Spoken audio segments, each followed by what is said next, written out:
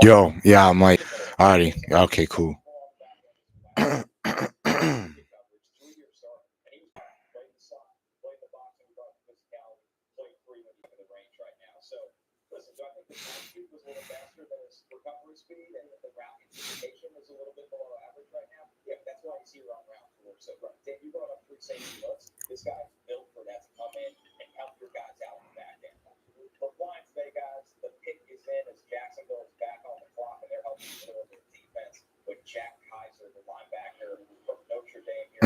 Okay. Solid backer in which the Patriots just took right now, and getting Jack Kaiser, linebacker. Sorry guys, I was talking to myself for like 30 minutes. The mic was tripping. I don't know what's been going on. Guess my computer, my system ain't used to going live or something. I don't know. But let's share my screen. We're gonna go through this mock draft right now. And okay, cool. So they went. What was it? What was it? Wasn't it? They went there. Then they went and got Tootin, Tutton. Bam. They got Cam fucking Scatterbo. That was a damn good pick. They got Kaiser, Jack Kaiser, backer. Again, I talked about Cam Scatterbo on this channel ever since October. You guys can go check my October videos. I've been talking about Scatterbo for a while, you know. So nothing really new. Kyle has been in the chat. I mean, good friends with him, but then not only that, we played against him, went to all the fucking 7-on-7s out in Northern California, and you know, played against Cam Scottabell, man, and that dude was crazy when he was playing just in high school. So it's crazy that he's going to be in the league, and he's playing for the Giants. He's playing for a huge market. He's a marketable type of character, type of player. I think that the Giants will get them a hell of a football player. They know that. I believe he should have got drafted last night, in my opinion. But the fact that he got drafted today too, I believe probably one of the better situations in the New York Giants. They are turning around that franchise and turning around that organization. So I like what they're doing right now in terms of the Giants. I've been liking, honestly, what the NFC East has been doing. Even though I can't stand Philly, Philly's been putting on a damn good draft. They're going to look damn near unbeatable again next year. It's going to be ridiculous with them. Who else? They got Makuba, Jihad, so they're getting even better on their defense.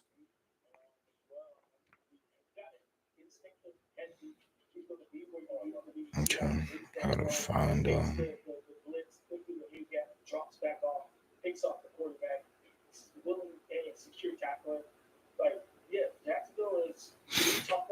So,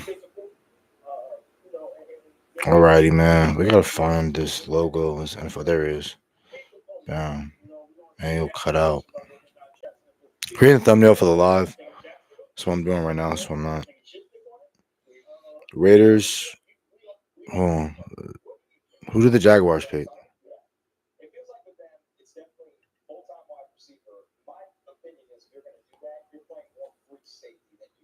Oh shit, Raiders got them they got the Raiders got them a Raider pick and Dante Thornton Jr. That's a really good, solid wide receiver in my opinion. That's somebody that is straight line speed. He needs to hone in on his route running, but it's kind of hard with these Tennessee wide receivers because they play a weird style of football. That's weird, and it fits the college system, but in the pros, it's not a pro style system. So when a lot of teams get guys from that school. Yes, I know they played at the the SEC and everything like that, but you know he has a lot to work on, obviously. But he has a perfect frame, 6'5". He had 6 touchdowns last year. Great after he's solid after the catch, trailblazing type of speed. You know,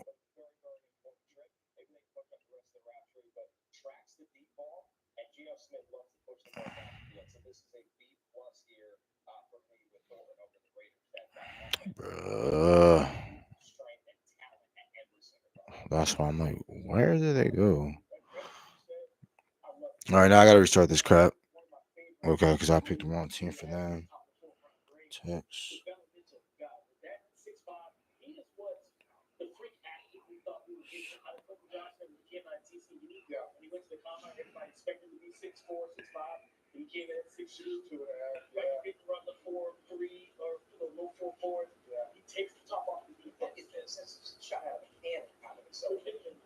Yeah, the Raiders got them hell of a player. I really like what the Raiders did.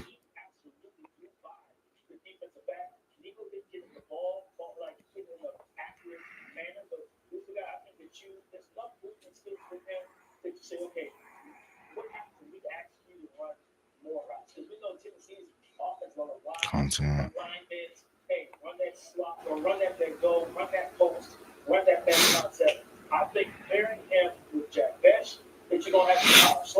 Bears have traded the 109th overall pick, so they went Woodson from Cal. I like him a lot. Then we gotta go get Kaiser. Wow. I mean, just because they went to the same school, but I really like Dante Thornton a lot. Okay, the Bills are now on the clock, so let me see how I can do this trade in terms of. I'll just get rid of most of next year's pick. So Bills, they want to come up, trade with the Bears. Bam. They'll swap probably their picks, and Buffalo is gonna give them.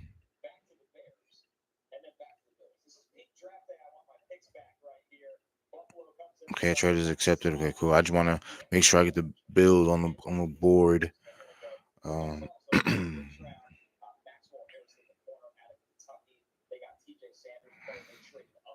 okay, I wonder who the Bills are trading up for right now. For a freaking kind of guess, I think they're trying to go defense. I think they go Braden Swinson right here, give them another edge rusher, or they can get them a bigger similar type of wide receiver like Gabe Davis was and Alec Amanyor. I think they might go Alec Amanyor. They might get him another wide receiver. I know they have Khalil Shakir. I know they have, but they for me, I feel like they have smaller wide receivers. I know they have Keon Coleman. That's a 6'4" wide receiver. So I don't know. It'd be a similar type move for them, but dang it! Oh, wow. So Deion Walker for me, I had him ranked as a fifth round player. I felt that he was going to go. He was a player that had a lot of draft buzz going into this thing in terms of the start of the process. A lot of people had him going first, second round, but they're saying a lot of this time. They were saying that the reason why he fell so low was because of trying to figure out, does he really love the game of football? Is he really studying? Is he trying to stay in shape? There's a lot of times when he's not running and he's not running after the ball, but there's games in which you watch him play where he'll just wreck shop and he'll just disrupt the game. He was 3 times second team all SEC. He's 6'7". A lot of people are comping him to Chris Jones.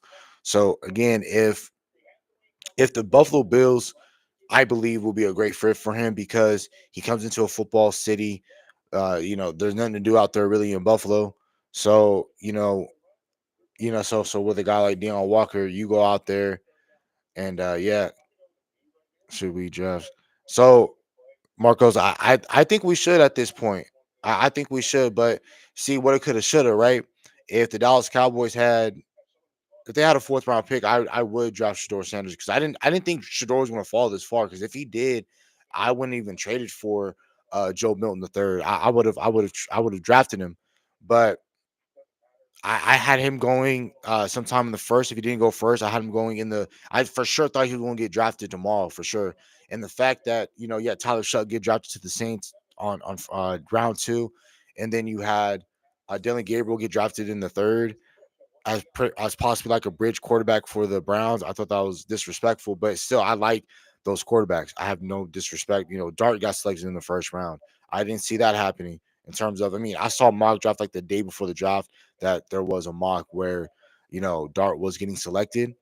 I saw that, so I mean, I wasn't too surprised there, but I thought Shador would have been the pick, but I would select him, but we don't have a fourth round pick.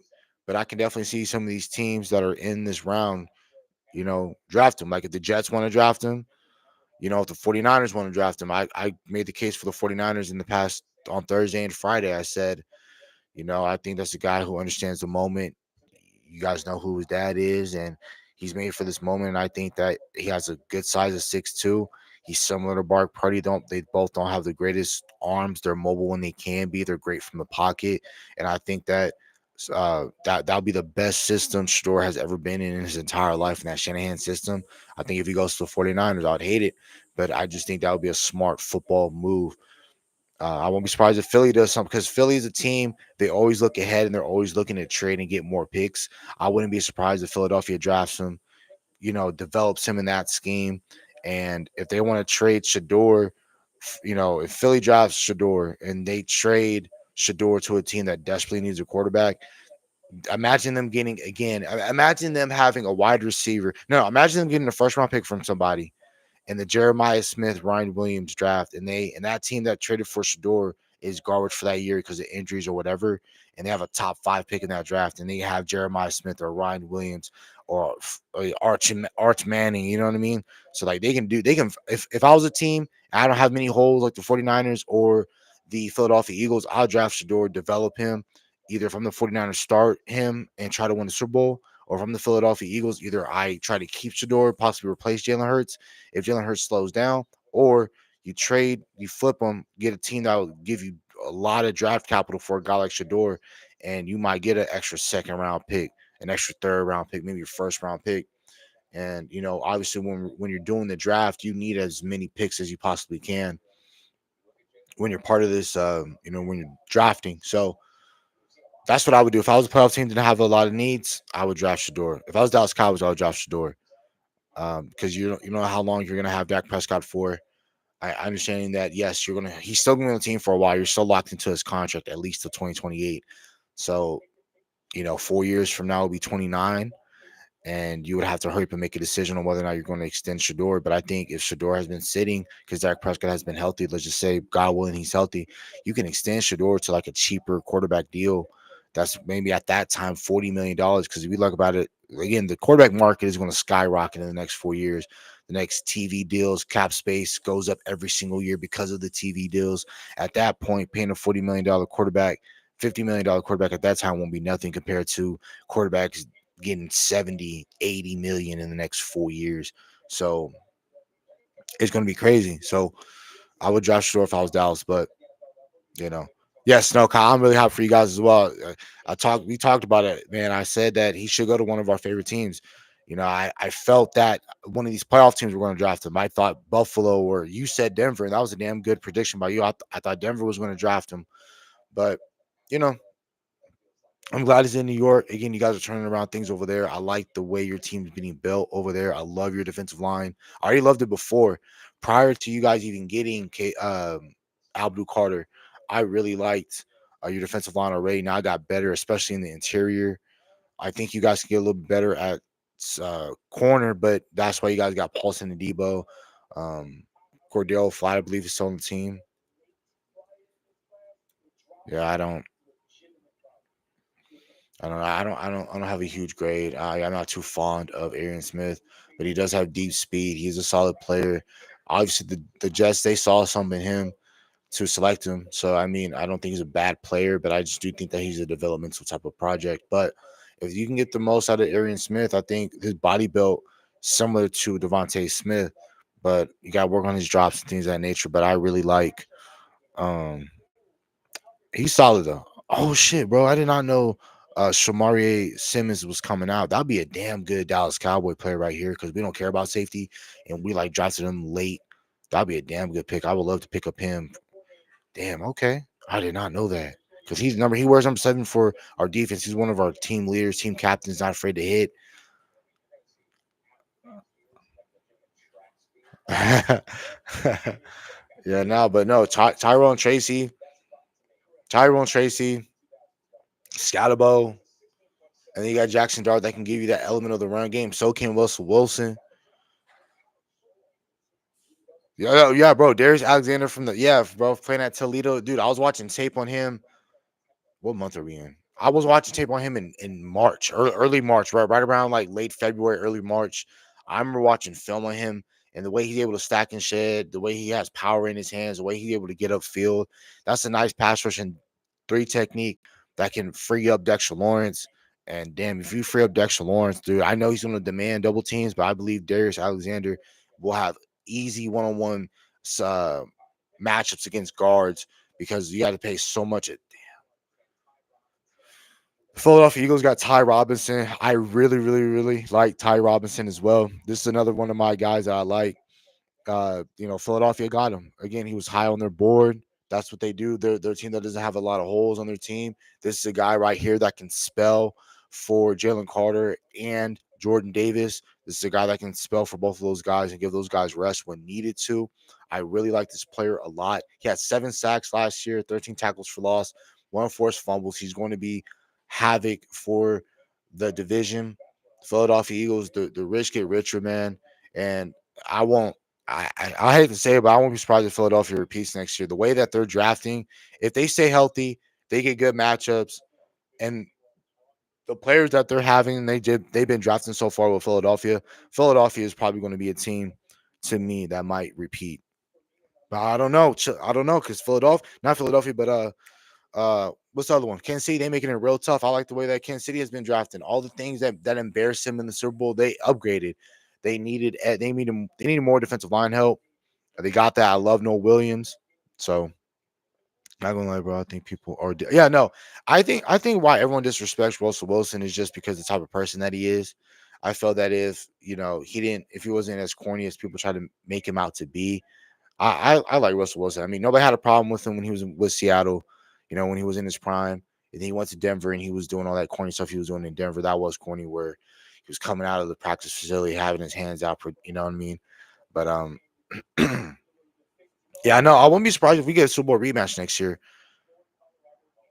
Yeah, I know. Yeah, I know that. Yeah, that's what I'm saying. Like, but it's always these teams, right? It's always the Ravens. I know the Ravens haven't won a Super Bowl since 2013, but they're a team that always drafts really well. And when you draft well and and you participate in free agency, you can do what Philadelphia does and take the best player and do what Kansas City does, right? They draft well, they participate in free agency, you know. So So I really like Ty Robinson a lot. I really, really liked him. And this is and we were right now supposed to be picking where that Carolina symbol is at. That's supposed to be a star right there. But we gave that up for Jonathan Mingo, who was their 6th wide receiver at the time. He couldn't outplay one of the receivers that went to Holy Cross. I'm pretty sure y'all think when I say that, y'all think that's probably like a lacrosse team, but I never knew about Holy Cross until I'm doing this draft process. That Jalen Croker, a really good wide receiver, he's been solid for them. But he couldn't start over them. Adam Thielen's 40 years old. You got Xavier Leggett. I mean, Jonathan Mingo couldn't start, and they review and that was somebody who was deemed to be the next Debo of that draft class. Because they always try to. There's only one Debo Samuel, and there's only one Kyle Shanahan that can get the most out of his players. Well, I mean, him and all his nerd friends technically they can. So like the Rams with McVay, Green Bay with LaFleur, and then you have Miami. You got Miami with McDaniels. They can get the most out of their players, and if you do one thing really well, they harp on that and they put you in situations at that. Danny Stutzman, 6'3". He's like this linebacker that has like the neck padding. He looked like damn near Leighton Vander Esch. I like the way in which he plays football. I really do. He has great length for the position. Again, smart, extensional player. This is going to be a guy that can fit the run lanes. I'm seeing right here, right now, in terms of already what I already saw on film. But you're going to see a guy that can blitz on obvious passing downs, but this is a guy that isn't afraid to tackle. He's great downhill. The only thing that needs to be better with him is in coverage, but he's a green dot guy. This is going to be a guy that you want in the middle of your defense, lighting up your players. I think this is a great pick by the Saints. And let me go look on my board right now because I can share my tab. I believe I had him at the top of the 5th. But when you're picking these guys in the 4th round, just flyers and what you're taking right here. I had him as my 8th best, or I guess you would say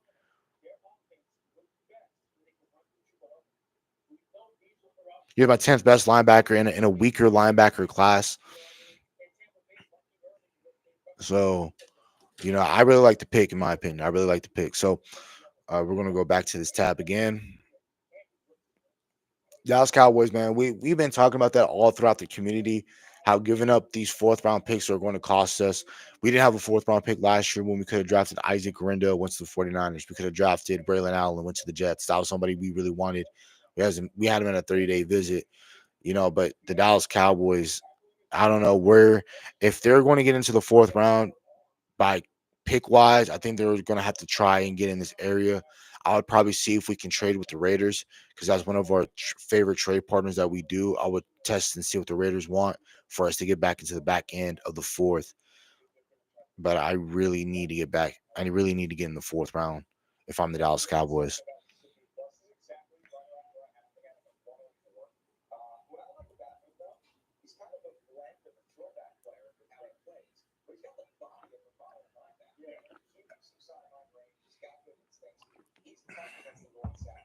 Yeah, man, I really like Stutzman a lot out of OU. OU has a lot of good talent, man. They have a safety, Billy Bowman Jr. I really like him a lot. Niners are on the clock. The pick is in for the 49ers. They're gonna be. It's going again. These rounds are gonna be going quick, man. Let's see, Dave. Bro, now all the defensive tackles are getting taken off the board. CJ West is a disruptive defensive tackle, great moving one tech as well. He can get upfield. The man he split double teams. He was one of the best defensive players on there for Indiana. Big reason as to why they made the playoffs as well. That deep, that defense, man. CJ West is a damn good player, and the 49ers, again, are trying to rebuild. They're rebuilding their interior of their defensive line. They have a damn good player. Hit aside, I really like this player, but this is why. This is what I mean. This is exactly what I mean. Because if the Dallas Cowboys were picking at 114, now you look at all the positions available. You can get you Jalen Royals, who can start for you, in my opinion, or Alec Ayam, or if you want to go defensive tackle because you've seen them getting taken off the board because you had three defensive tackles taken so far in the past 11 picks. Where man, you could have got you Jordan Phillips that would have fit great in Matt Eberflus's system or an Ananias Peoples. So or Joshua Farmer if they like Joshua Farmer. But now this is what the Dallas Cowboys do when we play stupid games. And now we have to really hope and pray that Jonathan Mingo, if we can get anything out of Jonathan Mingo, like if Jonathan Mingo can just be our wide receiver three and just a situational player that we can get something out of, that's what I'm at least hoping for, to at least try to make the sense of a fourth round traded player, and also a player that we gave up. Like teams were not giving up a fourth round pick for Jonathan Mingo. Like we could have given the way our season was going, the Panthers would have took anything, but they were ecstatic that you gave them a fourth. So I like what the Niners are doing right now in their draft. They got Robert Saleh back as the defensive coordinator. I do think that is an addition to their team. So I think that was a really good, pickup by them. So getting him back in the building, and when they went to the Super Bowl, man, they had so many defensive linemen. They had Arik Armstead. They had they had DeForest Buckner. They had DeForest Buckner at the time. They had Solomon Thomas, who they drafted at that time 2 years ago from 2019 to 2017. He was selected like second overall. Then they got Bosa 2 years later. In that same year, they went to the Super Bowl. When the 49ers went to the Super Bowl and they're going to that place, they have a great defensive lineman. They have a great front four, great front seven. So I like what they're doing right now.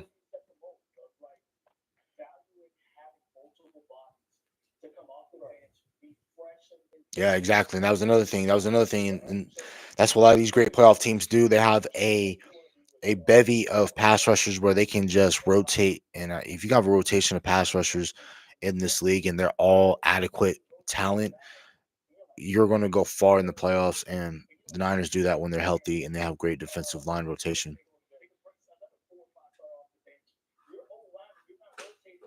Yeah, I know.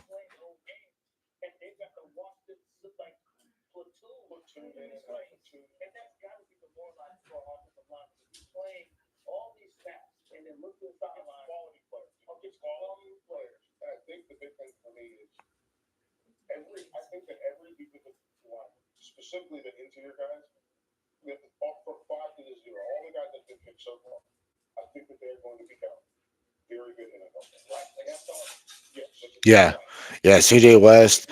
CJ West can start. Ty Robinson can start. Like these are starters right here. Deion Walker can start if he figures it out. The pick is in. The Panthers. Wait, my love. The Panthers. They get Trevor Etienne. This is a really great pick by the Panthers. They got Chuba Hubbard, Jonathan Brooks towards ACL again against the Philadelphia Eagles last year. And this is a great running back, can run in between outside of the tackles. This is a very explosive player. Yes, he is brothers to Travis Etienne that plays for the Jaguars. So I really like Etienne a lot. I would have loved if the Dallas Cowboys were able to get him. This is another running back that goes off the board. And yeah.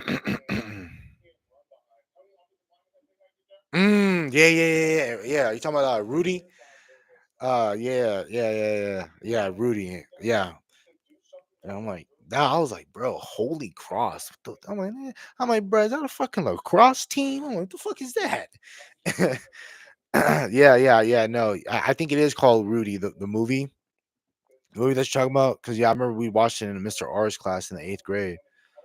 But you know what's hey man, you know what makes this pick even crazy for me is that the Panthers used our pick on a running back.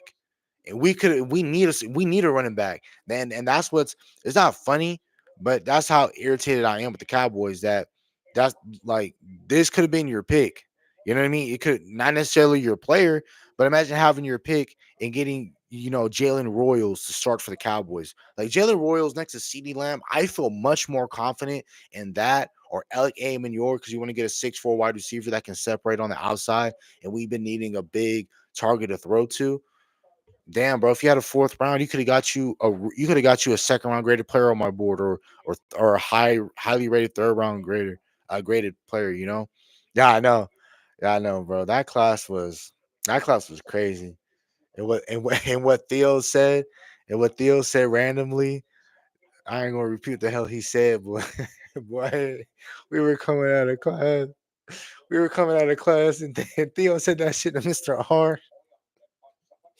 Oh, that shit was crazy, man.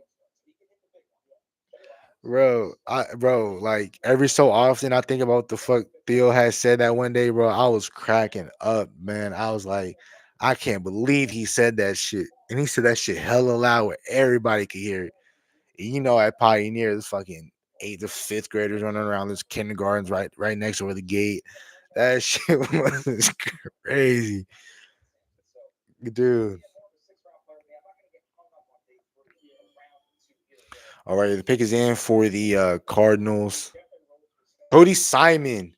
Cody Simon. I really like Cody Simon a lot. When he was helping them out in that national championship run, I have him as my 7th best linebacker in this draft class on my board.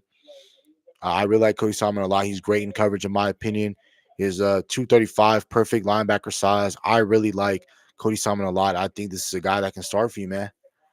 You know, I think this is a player that, you have him see it, go get it. He's a linebacker that you just free flow. You let him go, you go have him go chase the ball carrier. He'll be really good. He's solid in coverage. Again, like I said, I really, really like Cody Simon. This is a damn good pick by the Arizona Cardinals. They're transforming their defense. They're trying to get their defense a lot better because I think that's what one of their major issues has been over the years is that Arizona, they can move the football because of the way how elusive Kyler Murray is. You added Marvin Harrison Jr.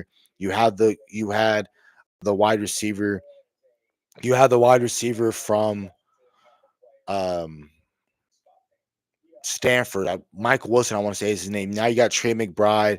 You got Trey Benson from last year from Florida State. He was really good. I liked him a lot, and he was probably my running back one out of last year's class. And you got James Conner, and you know you need defense over there. So I really like what they've been doing over there. I hate it because we play them next year in Dallas, so it's gonna be cool to see that matchup. I wish they were playing out here in Arizona because I probably would have gone to that game, but I mean they played out here 4 years ago, and I'm glad I didn't go to that game because we got blown out by the Cardinals and a team that was basically tanking because they had lost Kyler Murray the year before, but they ran all over us, man. So I really like Cody Simon a lot.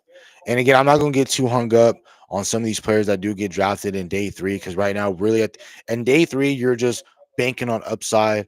Yes, you're going to find value in players that can start for you, but if you can get a starter or a rotational player in this day and today, you won the draft. You know what I mean? So like if you're a team like Philadelphia, who drafted really well on Thursday and Friday, and then you still get you a potential rotational player, if not even a starter, if Jordan Davis was to go out, you won that draft because you just got you a rotational player, a really good role player.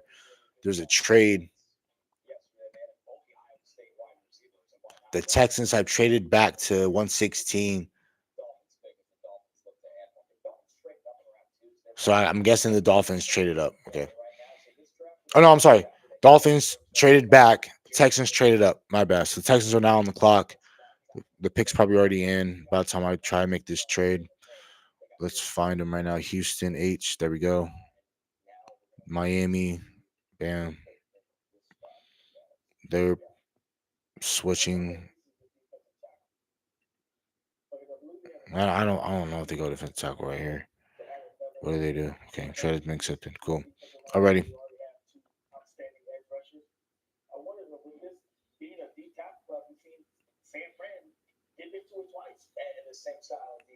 Yeah. Yeah. Joshua Farmer from Florida State, getting a Florida kid, playing them as well. I would like Jordan Phillips for them as well if they want to go interior. Bro, if I was them, I'll take Shador. I'll take Shador. I'm wearing a shirt, man. I think they should take Shador. You have Tua Tagovailoa, who you don't know whether or not he's going to play any given snap because of the brain injuries. That I don't want him to play football no more. I'm very scared for his future, but he said he wants to die on that field. So God willing, he don't. But if I was them, I go take Shador because I can't keep relying on Tua Tagovailoa whether or not our season is going to be saved by him or not. I know they extended him, but if he does get hurt next year, you need somebody that can play for you. And I think Shador with Tyreek Hill, if he's still on the team, a solid defense, still got Jalen Waddle, you got John Smith, you have a really great play caller and run game coordinator over there. I really like what the Miami Dolphins do. So,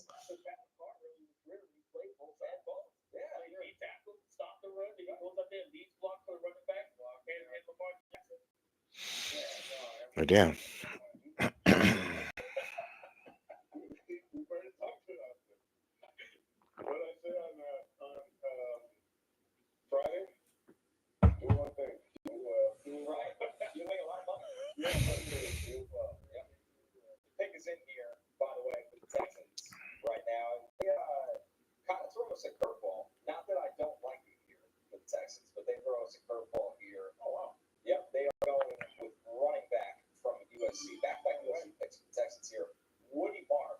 Okay. Oh, damn, he looks similar built to Marshawn Lloyd. Okay. I'm trying to think about what their running back is outside of Joe Mixon. And I think that, no, because they have Damian Pierce. So what are they going to do with Damian Pierce? Who else do they have outside Damian Pierce? Because he was not getting, he would play for them, but like he would play like on special teams. But Joe Mixon was getting the bulk of the carries. But I can't think of another running back they had outside of backup wise other than Damian Pierce. But hey, I mean, take the lesser running backs in my opinion. I don't think is that him? Yeah, 5'10". Okay. I guess he changed his name because they call him Woody Marks, but on here is Jaquavius. But let me go look at my board real quick.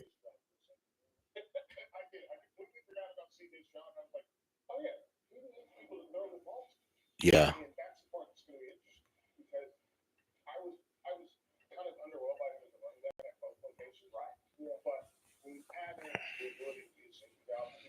Yeah. Yeah. You need a wide receiver throw out of the backfield outside of, and you need that third back specialist. We saw that so many times with Tom Brady, whether it was with Shane Vereen, whether it was with Danny Woodhead, whether it was with Giovanni Bernard. They would have just running backs where he can just toss out of the backfield, and you need that back on a quick flat route where they're not paying attention. And you need that running back that can get you an easy 5 or 6 yards. That's hidden yardage in a game. Jarquez Hunter went to the LA Rams, got a damn good back. Again, they're very similar built. very similarly built to the 49ers, the Rams are, in which they're looking to churn out their off their running backs. So I know Kyrie Williams is probably going to be up for a deal really, really soon. So I think that, with that going on, and then like I said, alluding to that they like swapping out these backs.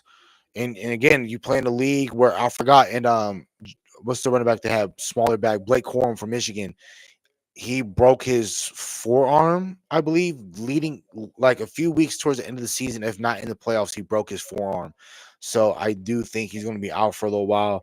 And getting Jarquez Hunter, who can potentially back up Kyron Williams, I like that running back tandem in LA. I really like what the Rams have been doing so far this year. So, you know, again, this is another team they draft really well. I like what they do. I like their organization. I like the way that they're built, man. I really do. I think the Rams.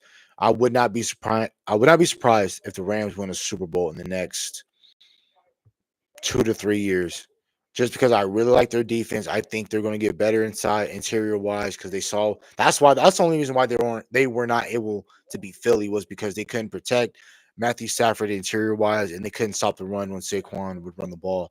So and that's why Philadelphia ran off with that game. So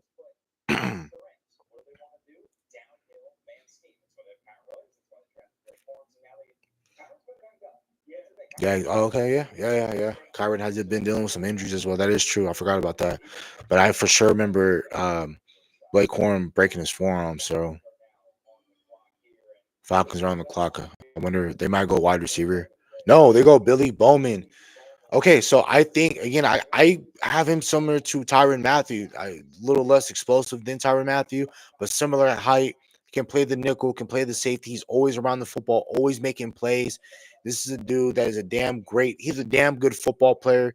Again, I believe that they're going to try and use him in that honey badger type of mold. So I think what they're going to end up doing.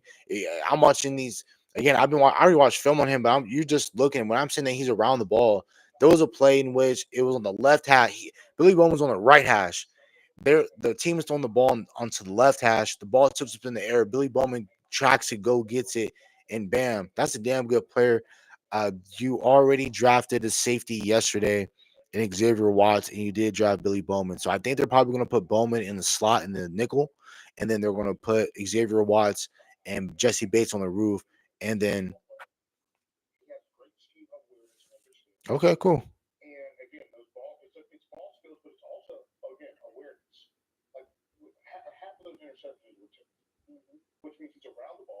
Right. Yep. Damn good pick. A team that values safety. The safeties that I like are getting off the board. This is where, again, if we spent a fourth round pick on one of these safeties, man, I would have loved it if we had Billy Bowman on our team. I would have loved it. But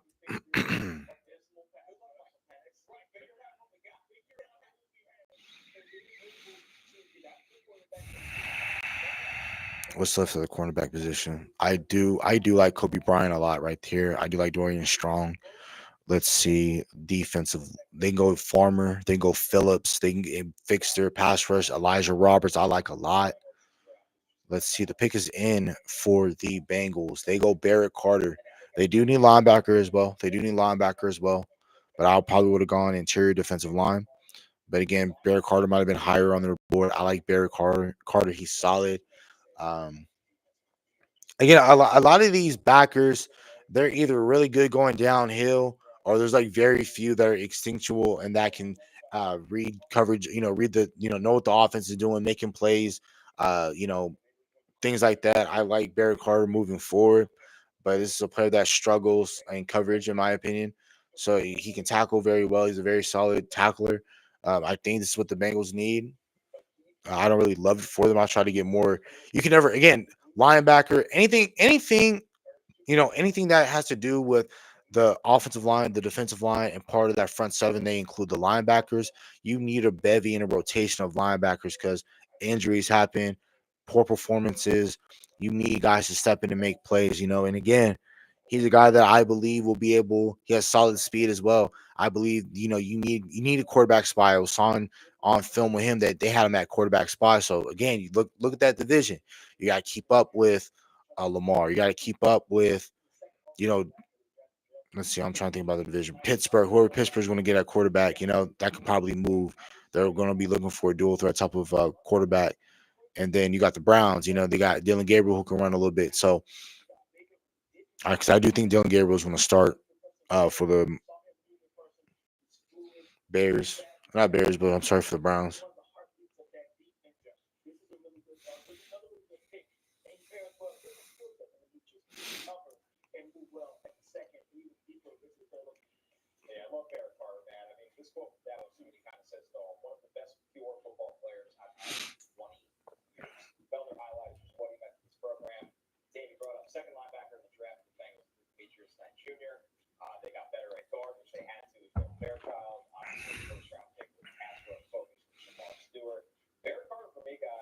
Yeah, because they got Armarius Mims, they got Orlando Brown. So yeah, they definitely need to fix that offensive line.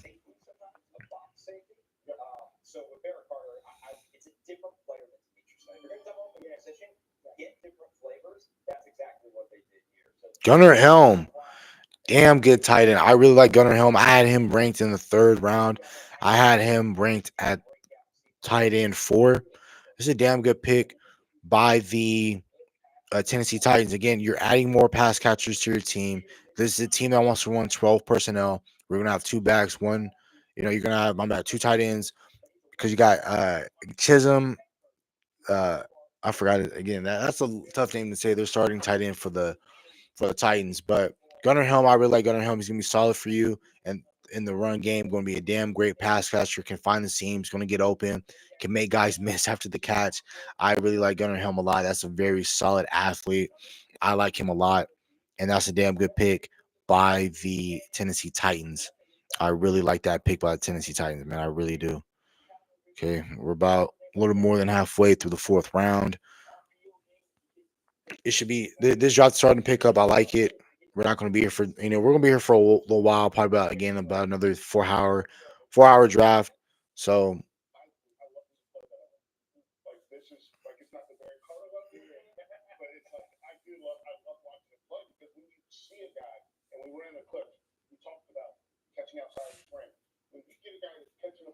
mhm. And that's another thing. I give a lot of these Texas pass catchers, whether you're a running back, tight end, wide receiver, I give y'all a lot of credit. Y'all had a whack quarterback, in my opinion, Quinn Ewers. Quinn Ewers cannot. The way he throws that football, man, is crazy. Not in a good way, like that. Like he's very inaccurate. He throws a lot of lollipop passes. He's not that great quarterback, in my opinion. So I'm just like, you know, it just if you're a pass catcher and you're able to get drafted with Quinn Ewers as your quarterback, man, congrats to you, man, because your quarterback was not the all that, in my opinion. They go defense, they go edge, David Walker.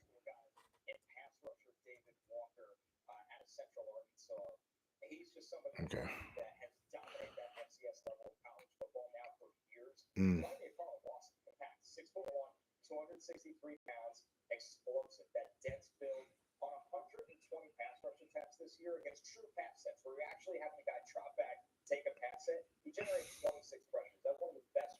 Yeah.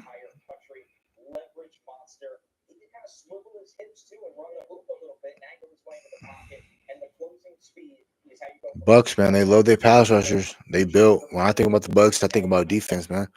I saw a player they got. Okay.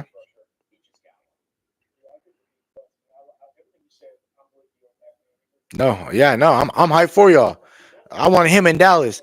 That's what I'm saying. Like we would have loved him in Dallas. We would have loved his ass in Dallas, but that sucks. We gotta play against him. That sucks, but it is what it is, man.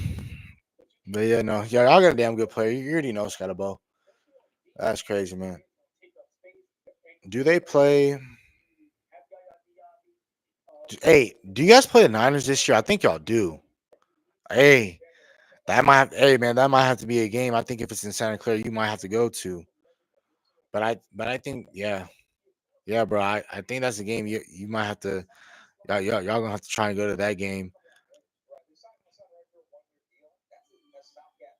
Pick is in for the Panthers. They got Lathan Ransom. Okay, from Ohio State. That's a solid pick. I like that.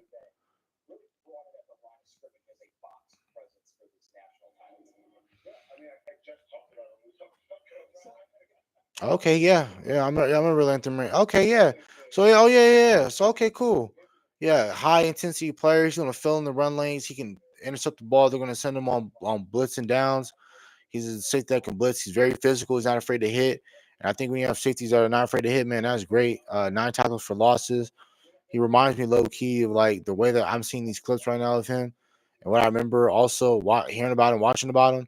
He low key remind me of Donovan Wilson, man, where like he's a better player moving forward than he is going backwards, and side to side. But this is gonna be a player that the Panthers are really gonna like, and I like their fourth round so far. With our pick that we gave them and what they use on for themselves for defense.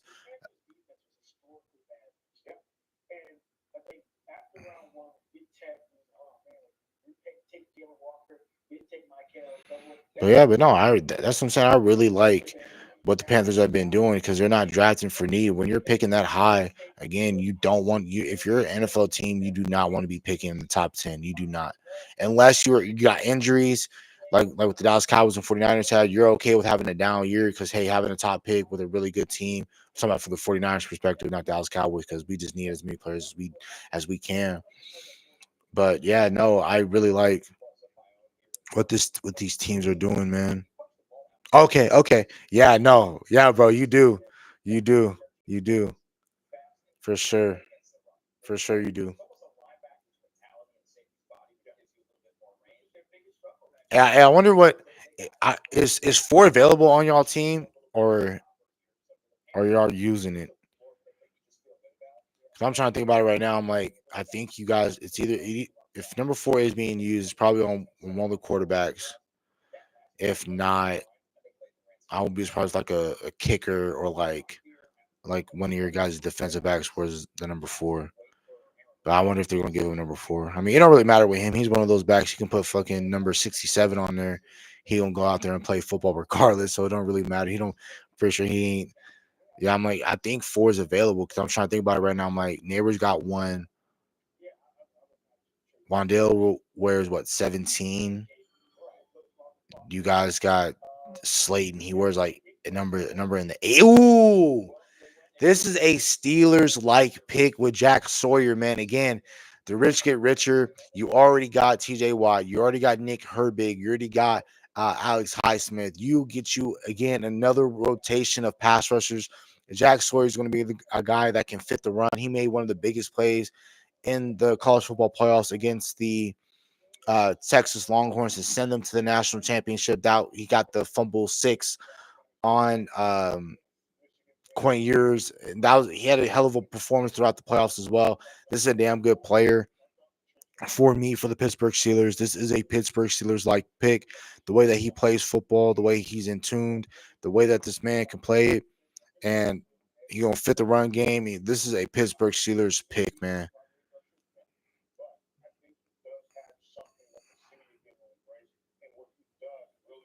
Yeah, no, that's a Steeler. That is. I thought he would have been like a Patriot or whatever, but bro, that's a Steeler, man. I remember watching him in the playoffs and film on him, man. That's a Steeler, bro. That is a mug. That's a dude. I really like Jack Sawyer, man. He can play football, man.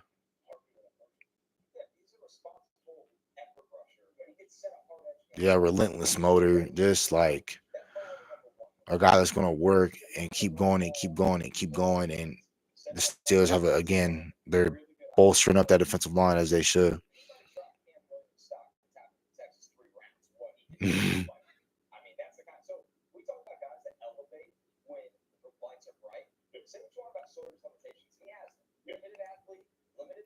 Yep. Yeah, I mean everything that you can teach, like getting better with his hands, but what you can't teach in the NFL is heart, effort. You can't teach that type of stuff, man. And Jack Sawyer's gonna be a damn good player. Play big time football. Again, when you're drafting these players, drafting them in the smaller schools, that's cool. But like when you're drafting these guys that played in big time games, and you're Steelers that are always in the playoffs, you're always playing in big time games. You need a guy like Jack Sawyer on your football team, man.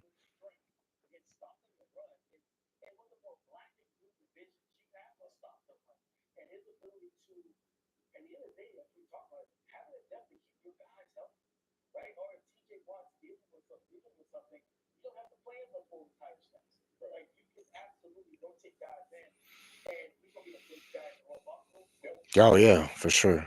Great locker room guy. Great locker room guy, man. I really like Jack Sawyer a lot, dude. That's a damn good pick, man. Really good pick.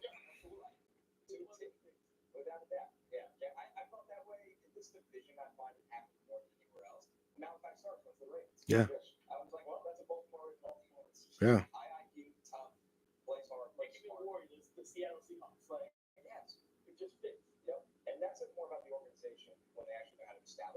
Right, right.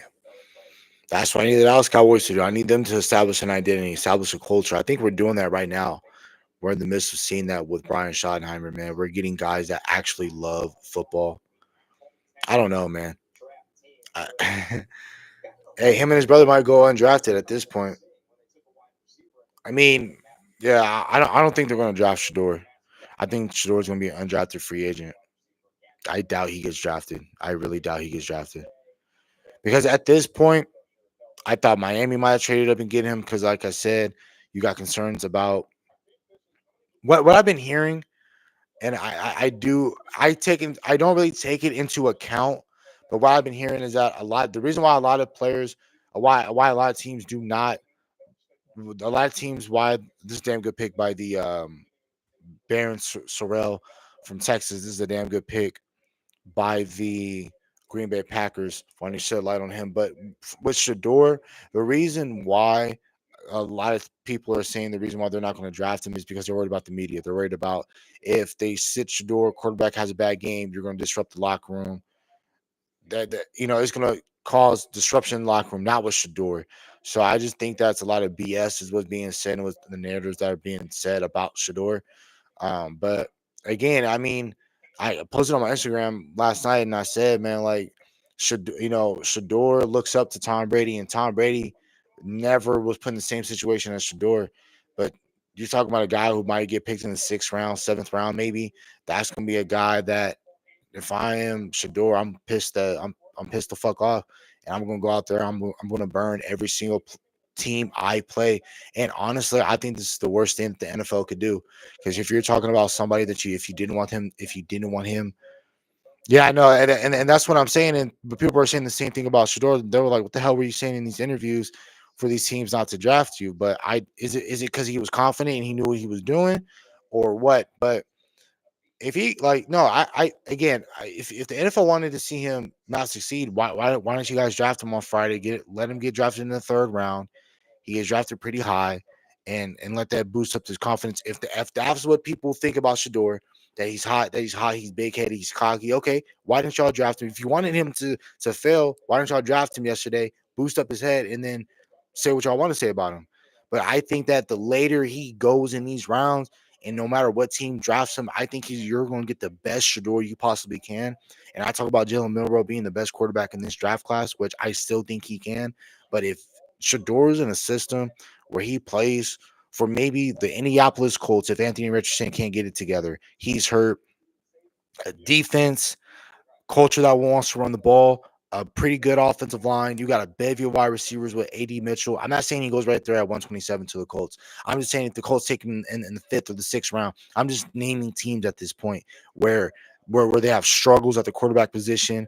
Uh, their GM Chris Ballard, his job is not secure. So if Shador comes in and Shador is a better quarterback than Anthony Richardson, which is damn hard to say when you look at the clips and you look at what Anthony Richardson can do when he's healthy, like that throw he had in Indianapolis versus the Texans, I think week 1 of the season, he right-handed quarterback rolls to the left, he just flicks his wrist. He don't use barely any arm power. He flicks his wrist and he goes 70 yards, a perfect spiral, damn near hits the fucking ceiling of the of Lucas Oil Stadium. This motherfucker drops a dime to I think it was Alec Pierce or Michael Pittman. Like the type of shit that fucking Anthony Richardson can do at his size is fucking ridiculous. But what happens if he can't figure it out? You know, you got Shador that can play it not similar, but Peyton Manning like style. But again, I mean, I'm not gonna. We're not gonna worry about Shador until he gets drafted. But I think somebody's going to draft him. I think, but I will not. It will not shock me not one bit if he goes undrafted. And I just think you will get the most motivated Shador if he's an undrafted player. And I just think that's the worst case scenario for the NFL. NFL thinks that look, these teams think, let's not take him in these certain rounds. Okay, the later you take him is the better I believe Shador will be. So Chargers on the clock. Where do the Chargers go? They can get edge help. They remember they did lose. They get Brady Swinson, I believe. Braden Swinson, I'm sorry. Or they can go Tyler Barron right here. Where else could they go? They can add another wide receiver. This is a team that needs wide receivers. Go get you Jalen Warriors. Because I know they got Trey Harris. I know they got Lad McConkey. You can have Jalen Royals on the Z. You'll have Trey Harris play your X, and then you'll have play the Y. Lad McConkey in the slot, or you can put Lad McConkey on the outside as well. They were doing that too. So I mean, I think right here you should take Jalen Royals. You can get Marcus and Bow. That'll be offensive line flexibility. He can play guard and tackle if you need him to. So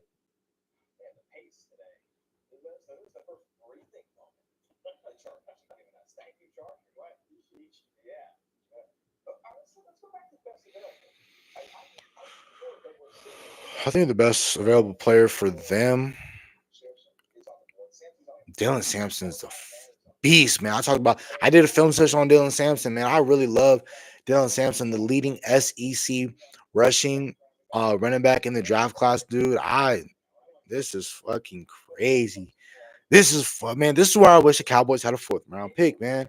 I'm tired of talking about the crap, but I mean, damn, like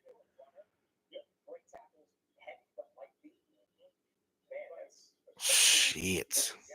But that's what I'm saying right now. When it comes to Shador, like even if you don't want to keep him, if you develop him, he shows, improves. He's in the locker room for a few years. You don't hear nothing bad about him, but you never heard anything bad about him anyway. And that's what's crazy is like you never heard Shador touch somebody's daughter, disrespect somebody's mama. You ain't never heard him slap no coach, ever get in no argument with no coach. You never heard him having no DUIs. He drunk driving. Like you ain't never heard none of those character issues. It's like if you have a problem with his dad, that's one thing. But like, so if you're a team that wants to draft him and then flip him, that's my biggest thing. That's why I want the Cowboys to draft him. You draft him, and you have Joe Milton on the roster as well. Let's say the Cowboys want Joe Milton to be their future quarterback because of his 6'5" frame, can run a 4.340 or 4.440, and you just want to draft Shador, bring him in. He mentors and learns under Dak Prescott. He becomes a better quarterback, and then they trade Shador. Like I would love the Dallas Cowboys can do that. Like you talking about saving in a team that loves draft picks, I would spend one of my fifth round picks on Shador, flip him, have him learn from one of the best leaders in the league, whether people like him or not, and Dak Prescott. Learn next to Joe Milton. Those two quarterbacks can learn. And shit, both of those quarterbacks, we can pick in between which one and who we want to start. And the other one we can trade for draft capital down the line. Like if you can hit at the quarterback position late, like with Dak, like what Dallas has did with Dak and undrafted with Romo. Okay, yeah. I did say that they needed edge help, but I wanted them to go wide receiver. But I said look out for edge because they did lose Bosa, so they are going to need edge help, and they got a damn good edge in my opinion. Kyle Kennard, great pick by the LA Chargers. I'm about to call them San Diego, but because I loved when they were in San Diego more than LA, but that's just my opinion. I love the city of San Diego. That's a cool ass city.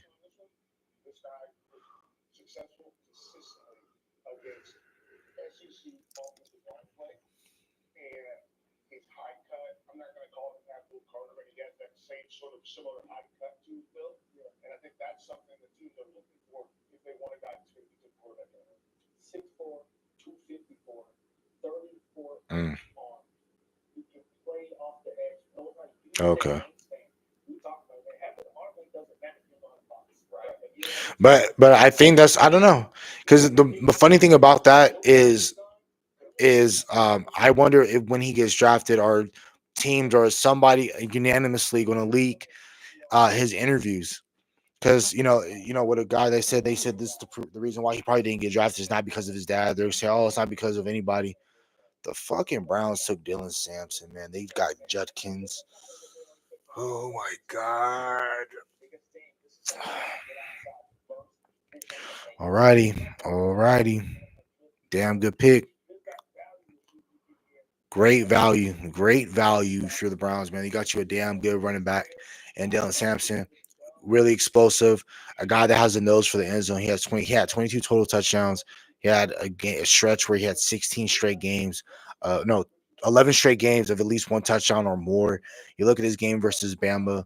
You look at his game versus Georgia in a loss where he saw like 130, 40 plus yards rushing.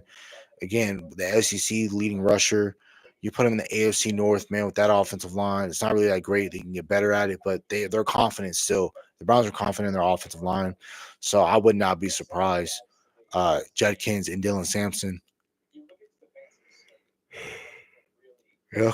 And Kevin Stefanski loves two running backs. Remember when they had Kareem Hunt and Nick Chubb? They love having a two back system in Cleveland. So it makes sense when you got Judkins and you got Sampson. So yeah, and they got a damn look at this draft. Like this is a good drafting team. They do really great drafts, man. I really like that. Jalen Travis 6'8" offensive tackle out of Iowa State has a lot of upside. But yeah, no, he has a very low floor. His floor is not that great, but if you can hit the ceiling on this player, obviously going to be a damn good player for the Indianapolis Colts, man. You can never offensive line is bad across the league in general. There's only like you can probably right now off the top of your head name how many good offensive lines. Two, the Eagles and Detroit Lions come to mind. Who else comes to mind? Kansas City when they're healthy. That's three. Ravens when they're healthy as well, and they got good players. That's four. So like, there's very few and in between teams that have really good offensive lines. Washington had a really good offensive line last year. So again, it's really tough to name the offensive lines that are really good out there. So, but let's say for every 10 teams have a really good offensive line, there's still 22 teams out there that have average to below average offensive line, and that shows in the offenses and where they rank. So getting taking a fourth round pick on a player, the great mold of if you're the great mold of an offensive tackle, you do that if you're the Colts.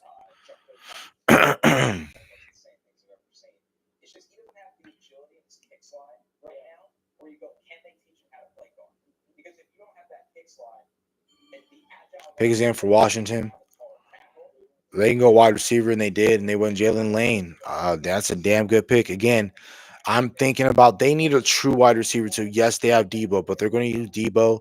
They're going to use Debo in that. But with the same package and what the 49ers did, they're going to use you know how they're going to utilize Debo as running back, slot wide receiver, put him on crosses, put him on jet screen plays. That's what the Jalen Lane's able to do as well. I really like Jalen Lane a lot.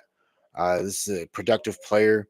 They're going to line him up in the slot as well. Again, you need another playmaker. Again, you look at how Philly got way better defensively in the secondary and up front in the front seven. You got to get better wide receivers.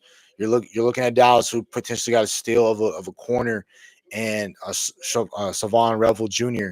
and then Deron Bland, Trayvon Diggs when he's back and healthy. I love my cornerback room, but I still like to add another corner.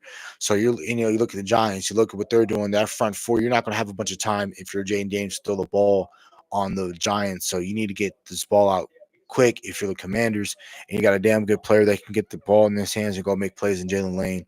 And I really like what Washington did at that pick. I really like the way they've been drafting as well. I really like the way Washington has been drafting. And I think the NFC East had to be drafting this well because you set the standard if you're the Eagles and everyone else follows suit. You just look at the way we've been drafting overall as a division. I really love what we've been doing so far in the NFC East.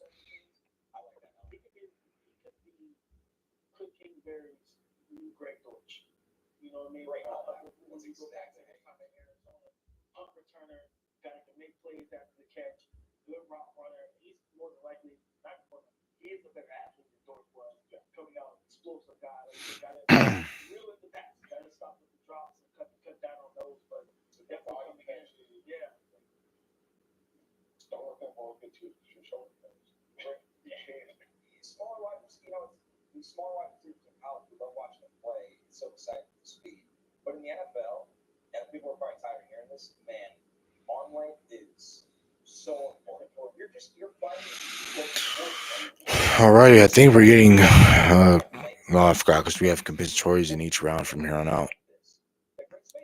I wonder where these wide receivers go. I still think you get a starter in Alec A. Manure.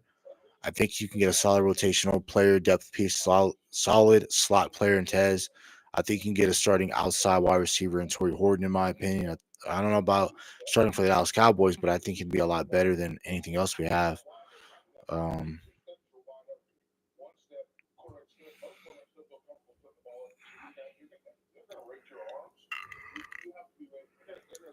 Ravens on the clock. I wonder who the Ravens are going to draft. They're probably going to take them Marcus and Bow. That's offensive lineman. They probably take another edge and Braden Swinson. You can never not have enough edges in that division. They might take Cameron Williams and have him at right tackle. You can do the same thing with Marcus and Bow. You're just looking at these players and the way in which they're being ranked. You get you another running back. You know, I know you have Keith Mitchell, but Keith Mitchell don't stop me from getting DJ Giddens. He don't stop me. You know what I mean? If I'm the Baltimore Ravens, I'll look at running back. Damian Martinez. Damian Martinez right here will be a perfect compliment. Or not a perfect compliment, but he'll be a really good compliment to Derrick Henry. But man, DJ Giddens is still available. Pick is in for the Ravens. I think they go defense. I think they go edge. Oh damn, no, I was right with defense, but they went linebacker. Teddy Buchanan from Cal. He went to was it UC Davis or Sac State before? Then he transferred to. This is a damn good player. I really like Teddy Buchanan. I wanted the Dallas Cowboys to select him if he was available to them. Solid inside linebacker. 12 tackles for loss last year, had 5 sacks, 2 forced fumbles. Great solid and sideline player. I really like Teddy Buchanan a lot. There was a scout. There's some scouts that had him in the third round, and for him to be picked late, round 4 is a really good value for the Ravens. And you again can never not have enough linebackers. Him playing behind, he was first team All ACC last year, and you pair him up with Roquan Smith.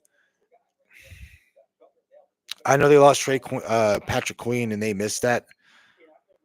Yeah. Tez and Restrepo, those guys are both available. Tez and Restrepo are both available. I really like Nick Nash a lot. If you're looking for a bigger outside wide receiver like the Giants could possibly need, Alec Manure is damn good in my opinion. If you're looking for a slot guy, I think you guys have enough of those with Wandale and Jalen Hyatt, but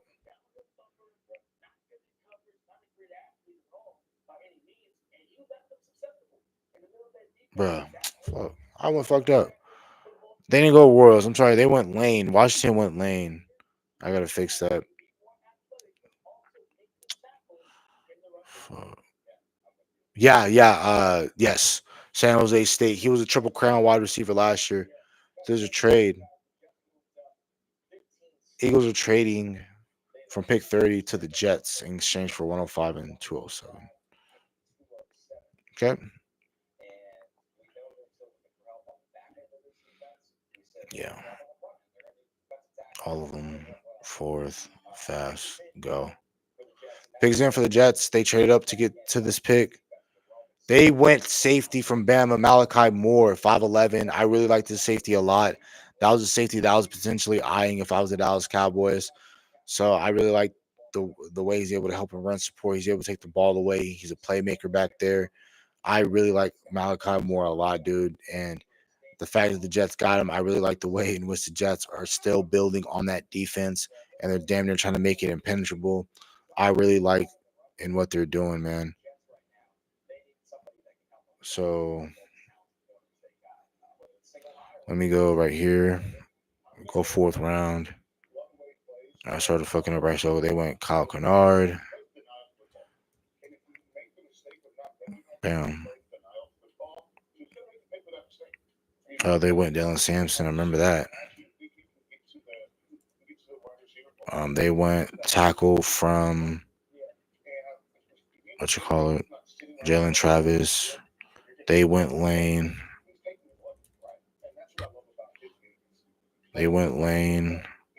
Ravens went Teddy Buchanan. Philly traded with the Jets to look for the Jets because they were trading up. Jets, Philly, right next to each other. Swap. Give them a second for next year. Trade is accepted. So the Jets are now on the clock, and they took Malachi Moore, safety I really like, and I was thinking about getting if I was the Cowboys late because we don't care for safety and we need safety replacements. So bam, the Saints are now on the clock. We are 8 picks away from getting out of the 4th round, guys. Me too. That's what I'm saying. The Dallas Cowboys need them a bigger X. He reminds me of Cedric Wilson. He formerly played the quarterback position. I talk about Nick Nash, Triple Crown wide receiver last year. There was talks about him being in the runner-up for um, the Heisman. This is a really productive wide receiver. 6'2", has great length for the wide receiver position. I would love him to be in the room for the Dallas Cowboys because he would be a lot better than what we have on the roster. I won't have him as a starter, but a rotational wide receiver, corner, defensive line, linebacker, safety. If you can get a rotation of those guys, running back, if you get a rotation of those positions, you can be just great, man. And you can never not have enough wide receivers in this league. Look at what Philly has. Look at, shoot, I think Philly might take them a wide receiver. There's still some really good wide receivers. We're going to go back and look the receivers that are still available. You got Royals, you got Alec Amanior. There we go. The Saints, they go corner Quincy Riley from Louisville. This is a really good corner. I really liked him. I had him going on my board. I'm just looking at it real quick before we make the selection on our end. I had him as my 15th ranked corner. He's going to play slot for you, in my opinion. And in New Orleans, if you want to play him on the outside, you can. He's going to be able to take the ball away, not afraid to tackle. I really like the way he plays in coverage. Great hips, able to turn and make plays on the ball. I really like this player a lot. Damn good pick by the New Orleans Saints.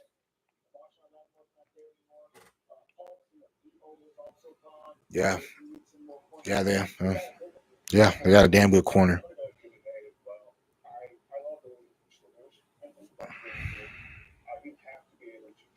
So that was a really great pick. If you guys are new to this stream, I appreciate if you guys would like the video, subscribe, and share the video with anyone who you think might like the video. It don't matter if your grandmother, your grandpa might like the game. It like the draft. It does not matter. Your uncle that lives 10 states away. It don't matter, man. Share it with him. If anybody, him or her, loves this game of football they want to watch this stream, send them my way and we're providing great content. We're talking about all these players. I've been keeping up. I've been watching all these players. I could break down these players for you. I can tell you if it's a good pick or a bad pick. But I'm not going to really too trip about what you do in day 3. I can tell you if it's a steal of a player, a starter player, rotational. So, but yeah, Kyle, I do think y'all do need a bigger wide receiver. So if you guys were to take Nick Nash, that won't be terrible. And then imagine the type of play calls you can have set up for a guy like a Nick Nash, where you're gonna you can do like wildcat things with him, or you can have it where like you throw a wide receiver screen to like the far hash and he throws it across the field like what y'all would do with Odell Beckham. Those type of trick plays you guys would run. You can put him on a jet sweep, toss it to him, he throws it across the opposite hash of the field. Like he got an arm, so y'all can do so many trick plays with him, and that'll ask for the wide receiver room. Bears are next on the clock. I believe the Bears can do. I don't know. Yeah, I know. Hey, Caleb Williams can get all the help he needs, man. So, um, I think they could take running back because there's some really good running backs that are left on the board. Samson went. Scatterbo went.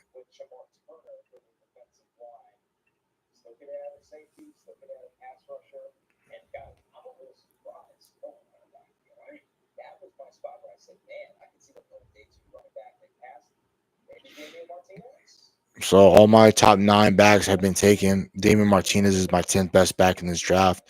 I do think he'll get picked up by somebody. I don't think he leaves the 4th round, in my opinion. Yeah, DJ Giddens is still a damn good back, man. The running back room is still rich. The running back room is still rich. And guys, I would like for the Dallas Cowboys to start.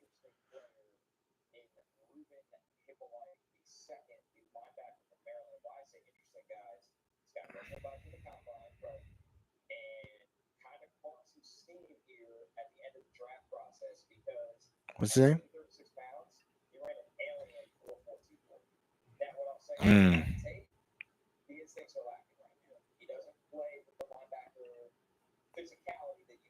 Mm.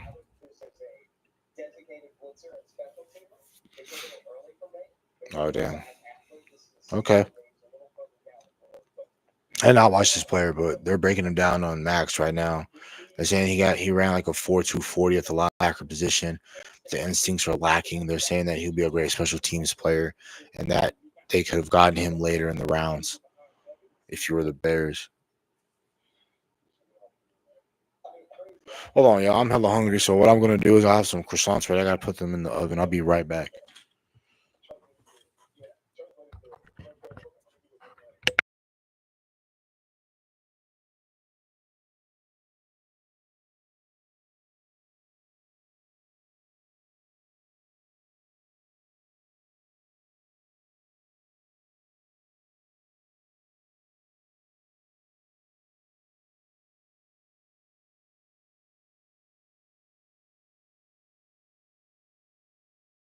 Hey, Kyle, man. So, what are your plans for later on today, man? Are you gonna be like watching any NBA games today? I know your Lakers lost last night, but watching any NBA games if you have time. 'Cause I'm definitely gonna watch some NBA games. But I for sure I gotta study, man. I got an exam on Sunday. I gotta take, so I gotta be looking at that as well. I'm trying to, and I also gotta break down these players too. Copy of that. I'm trying to find these phone downloads because there were some things I had to pause to reset the stream. What's his name? You know what? I don't even think they even downloaded. So what I'm gonna end up continue with these. Yeah, yeah, yeah. Okay, no, switch. Alrighty, I gotta go back and gotta start downloading because I gotta download film for Donovan Uzurike, Savon Rebel, because I'm gonna drop my tape on those guys.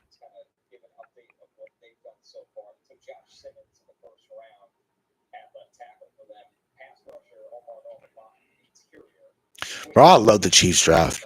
Like people can say what they want about the Chiefs, but they had a damn good draft, bro. The way they've been drafting so far, every single thing that burned them in the Super Bowl, they have attacked. They needed more defensive line rotation. They got that with Ashton Gelati out of Louisville. You got Omar Norman Lott, damn good athlete, great 3 tech. That's gonna help Chris Jones. You got Josh Simmons, to me the best left tackle in the draft. And then they picked Noah Williams. To me, was my best third round ranked corner. A guy that can play man and zone, a great athlete, former wide receiver, transition to corner, great ball skills. They need that opposite of Trent McDuffie. So,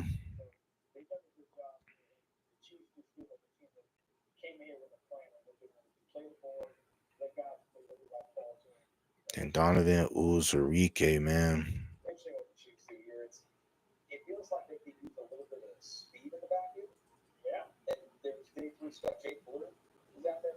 Mm. If they had Jaden Blue, a 4.2 athlete, running back for Texas, bro, and they add that to what they got with Isaiah Pacheco, and they're still bolstering that offensive line, they need to go running back here. Not need, but they could go there if they want. Jalen Royals. Fuck, man. Yeah, that's dope. But bro, Jalen, I'm sorry, I'm just now looking at the chat because I had to download film. But yeah, That's cool. You're gonna do get some work in, and then gonna watch the playoffs. That was good. Yeah, I was thinking about watching the playoffs later. I don't. I know I'm missing because there's like I think there's some games going on right now that we're missing. Yeah, the Heat and Cavaliers are playing right now. I think Thunder is going to do a clean sweep today and get Memphis out that building. And tonight we got the Rockets and Warriors. But Jalen Royals, first team All Mountain West player, damn good wide receiver. I really like the way that he can separate, and I believe, you got him. You got who else do you have? You can play on the outside. You got Rasheed Rice. You got Xavier Worthy. That's what made the Chiefs so damn good when they would go to the Super Bowls and win them. Is when they have just superb talent at that wide receiver position.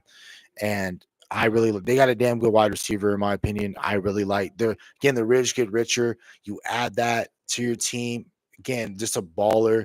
And Kansas City. What I love about Kansas City, other than what they have and how great and how well coached they are, is that when you go to Kansas City and you're playing for that team, that's the standard, that's the culture. You're going to go there and exactly exactly why you got drafted and what you got there to do. So all those guys that got drafted last night, they got drafted right now. They got drafted Thursday night. They know exactly what they're coming in to do. They're coming in to win football, win big football games, play in big football games. You're going to play with one of the best atmospheres in all of NFL. You're going to have one of the best fans all of the NFL. So I just think there's a different type of motivation when you're leaving from a winning organization like Omar Norman Lott, winning from Tennessee, playing the playoff game. Now he's going to Kansas City, going to play big time football. Same goes for Josh Simmons, just won a national championship. Sadly, he couldn't play in it, but now he's going to go to a team, nothing but football. They want to worry about his character issues, and I believe he can start. Not believe he's going to start left tackle for them. He's going to be an all. I believe he can be an all pro, all decade type of tackle, in my opinion. And then you know, Noah Williams, I think that's a damn good corner. You need to get faster in the back end. You need another shutdown corner.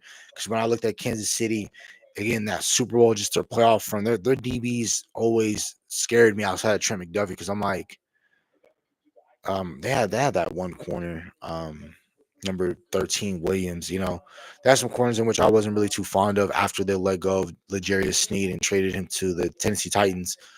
But man,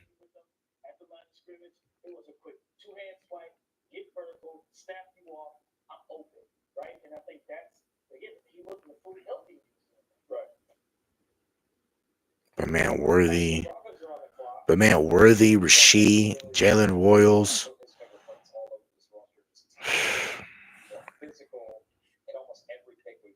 What tight end is available? Because he's about to. Gatson would be like a Travis Kelsey like player, just a receiving threat. Dad played for the Cowboys back in the day. I like Luke Lachey a lot. I know they have him ranked super low, but I liked him a lot. I like him a lot. Played in Iowa. You guys know how them Iowa tight ends get down with Hawkinson, Font, Kittle, Laporta, like Sam Laporta. Yeah, Q Robinson, Bama.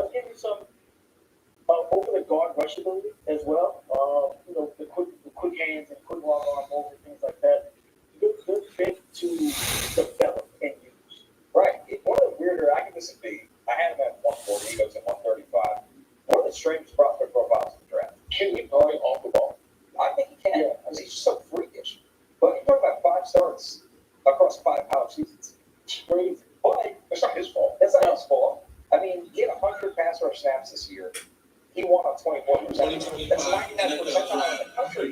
So you're looking at somebody that made the most of what he got.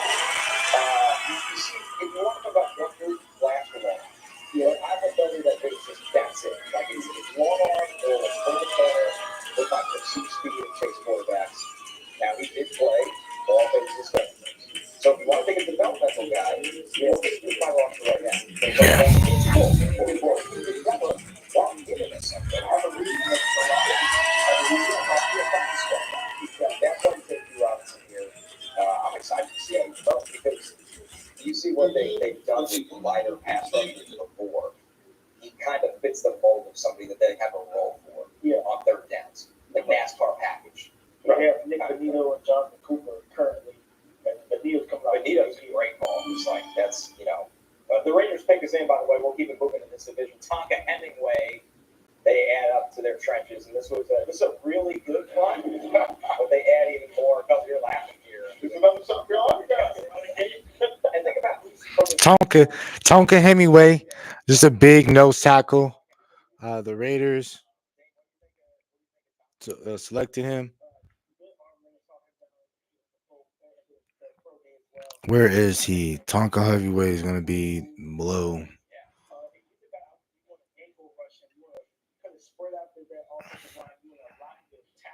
That rush move is set up by attacking the inside shoulder. Also, he can long arm and use that wingspan and that strength. Guy that can anchor down well enough in the run game. I think the difference between him and T.D. Sanders, he can run a little bit better and with a little bit more power. That's a little bit more pop. For I think the guy can be disruptive. But man. He's a weird one where you play, right? Yeah, that's what they do pass. 24 out of 5, I think so. I don't think he's a difficult run defender. I'd rather see him on the field and pass rush with 2 hours. He's more of a block of looting. Like everybody was block destroyer. Yeah, but he's pretty damn good at looting blocks as a pass rusher. He had a spin move for a sack against Alabama. I've not seen many 285-pound. But yeah, I really like that pick by the Raiders. You got the mid-run stopping defensive tackle. There's a trade that's going on right now. The Ravens are trading their pick to the Titans in exchange for pick 140, 141 and 178.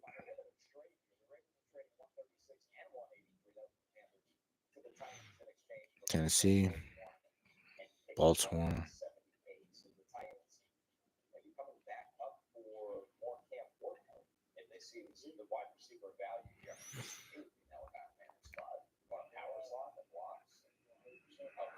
I know they took Chimere Dike to kind of kick us off earlier in the day. So we'll see if they go back down that well as they try to. The Callahans want to really revamp this offense their way. They only had one draft to do that last year where they started to change the offensive line and spent a lot of money on it in free agency. We're going to see if they try to get some value here on day 3 for that offense or if they continue to load up on the defense like they did on day 2 of the draft. A reminder, the best available here, we brought Malachi Manor from his team. Shedeur Sanders is still out there. And we are here in territory where I think, Shedeur, Dion, everybody handling it as well as this process is going to call it off and be like, we'll let us get to the DFA process. I think so too. And you just got to do what you got to do. And whatever it does for you, the whole deal. And again, okay, we got one. Yeah, we got one. And there it is. This felt so easy. It really did. I swear I didn't even see a spoiler. The Titans pick is in. They're taking out Malachi Manor because. Damn it! The question for me. This is a second round graded player for me, man. Ran a 4.4 40, man. This is a damn good player. I really love Alec Amon. I had him graded in my second round receiver. He is now taken from off my board as my second round graded player. So Ricky White III, Torrey Horton. I think right now the Dallas Cowboys are in the territory where you no longer feel comfortable, and the receivers you feel that can come in and take over or can play and be better than what you already have at wide receiver. I think at this point you ran out. I really, really, really love that pick by the Tennessee Titans. That was a damn good pick. Damn good pick. Yeah, man.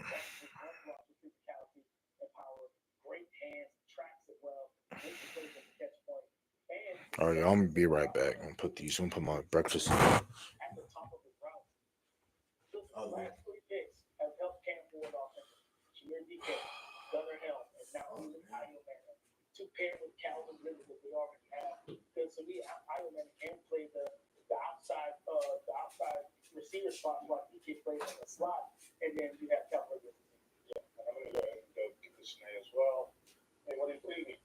This guy gave Todd Buckbear, gave him absolutely all the business, every ounce of smoke in the world. Like this, Hunter, he probably has nightmares about that.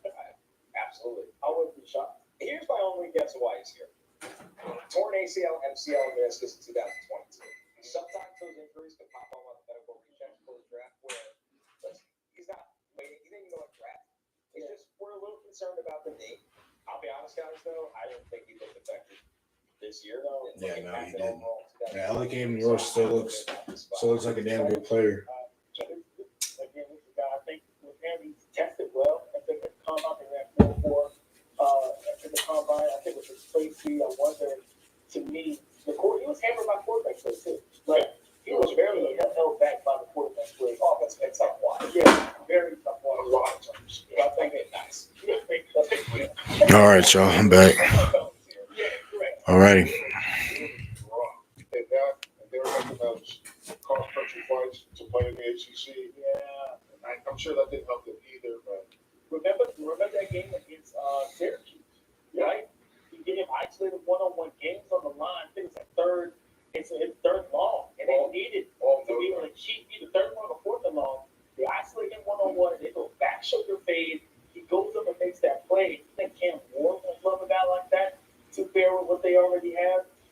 Yeah, I was like, how about the fact that they signed Tyler Lockett to be that slot receiver for him early, to be his Xavier Restrepo. He might be faster than Xavier Restrepo. He is No. Well, he ran 40 something. Yeah, 40 something. One thing with with Tennessee's offense, what's one of the special aspects of Cam Ward's ability? When the play breaks down, it turns into a scramble for improvise. Yeah. What do you want when you're improvising? Is somebody that not only floats back with you, but is going to be the bigger body than the coverage. Alabama and Manor is the bigger body. Post the guy up. Yeah, post the guy up. Positioning. Yeah, reach. 10-inch hands. Catcher's mitts for hands. Very patient with the ball. He doesn't panic. He watches it. He goes. I think it was the Syracuse game as well. He gets that incredible one-hand grab. But he also, the thing I love, and we don't talk, I don't think we talk about this enough. He doesn't show his hands until late. He doesn't show his hands until late. What I mean by that is, when he's running down the field, yes, he was looking back and he's tracking the ball. But a lot of DBs, they wait for hands to come up. To expound on that, They wait for the DBs are waiting for hands to come up. So they know ball's on the way. But he does, he goes like, and then boom. And by the way, his best play of the year. Yeah. There's still a lot of really good running backs I like, man. There's still a lot of good running backs I like.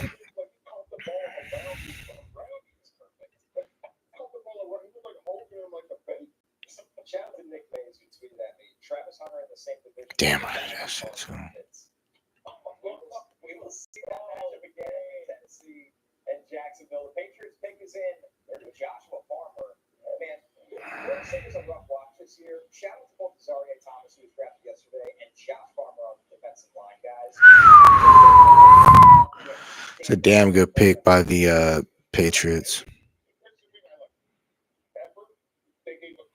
What's that man? Seattle? Every play, even though they knew they're not going to win. They knew they weren't going to win.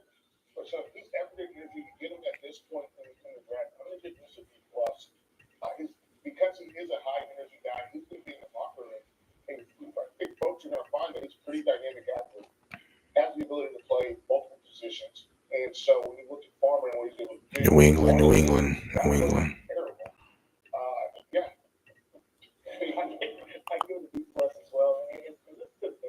6'3", 305, 35-inch arms. All right. Some of the longest arms for a D tackle. And he uses it very well. Yeah, no, that's a damn good defensive tackle. I wanted the Cowboys to draft him if available. 49ers are now on the clock. I don't know where they go. Probably either get a better offensive lineman. There's a running back they can take. DJ Giddens, Damian Martinez.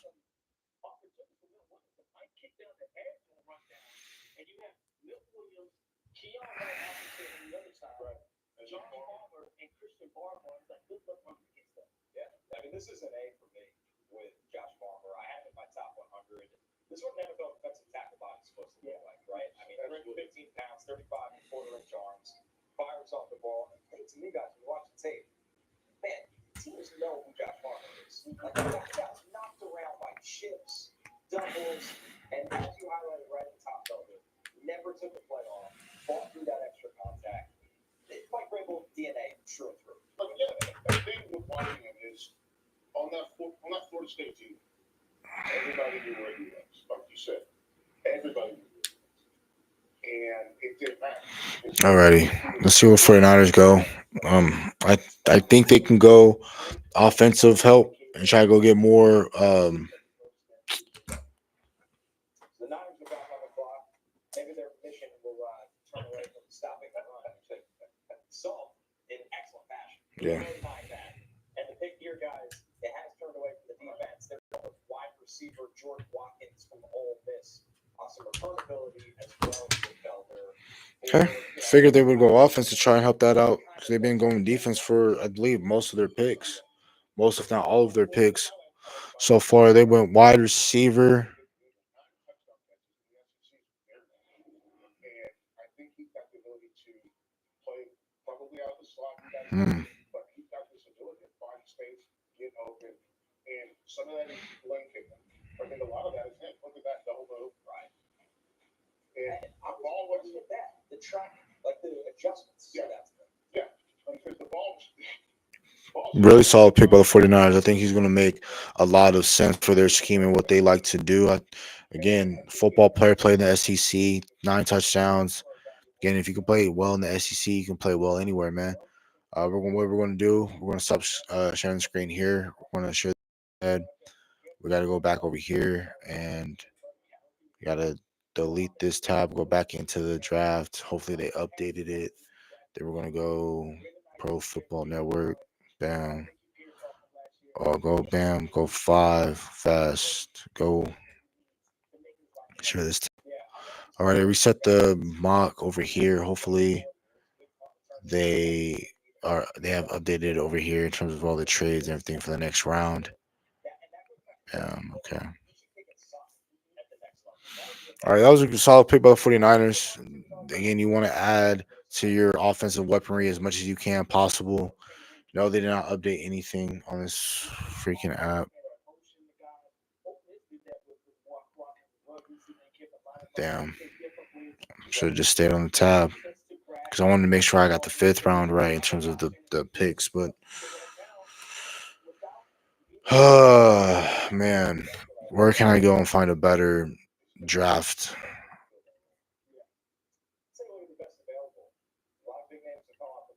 Share this tab instead. What's that other one? What's the other one I was doing the other night? The one of those football network ones. I'm a little surprised, and I understand he's not for everybody because of the lack of size. But if you talk about an athletic scheme, I know this guy would. Nope. I just got here. No. Top of day 3 kind of pick. He's still sitting on the board. I guess he's the scheme limitations. Yeah, super surprised both good on the board. I thought he was a decent pick. You know what I mean? And I feel like with him is that you can still add some. I don't think he's maxed out in his brain. So like if you're worried about play strength and things of that nature, get him in there. How many times you see teams redshirt a guy, get him in their weight program. Like you said, everybody that truly takes it serious. Oh. They get bigger, they get stronger. After being a professional football player, the guy that I was talking about is Jeffrey Bunson. I'm like Jeffrey Bunson should have come off the board by now. Former safety converted down the linebacker, has good athleticism. For a guy that's something what Isaiah Simmons said. He was like when he was with the Cardinals, he said, I went from playing off-ball backer to playing edge. He said the closer you get to the ball, the quicker the action is. So you got to be ready to diagnose much faster than quicker you get the ball. And going from playing 15 yards off as a safety to 5 to 7 yards off overwhelmed, right? In that regard, I think the instincts are there for a backer. I think these guys should have been off the board. Yeah, there's a couple big names. I mean, Torrey Horton's still out there. Yeah. Torrey Horton doesn't get hurt this year. He finds his way into the third round. That's kind of how I look at I him. still like Isaiah Bond. Right. Yeah. He's sorting through, some off-field stuff with him. Right. Popped up legally. So teams are probably trying to get a late read on that. Denzel Burke is on the Brayton board. Swinson, by the way, I don't get it. I mean, Pat Yeah. LSU. Yeah. I think he's got enough juice to be like your second edge rusher and create a lot of havoc. You brought up Bossa, Dame. How about Poop Ball? Speaking of another linebacker from Ole Miss, just the range he has, limited length but insane range. He can run and cover. This draft, Miles Frazier, guard from LSU. But he's better than Everett Jones. I don't understand. The pick is in here for the Vikings, and they take a really impressive. Tyron Ingram Dawkins is where the Minnesota Vikings go with. Edge rusher, can play inside as well.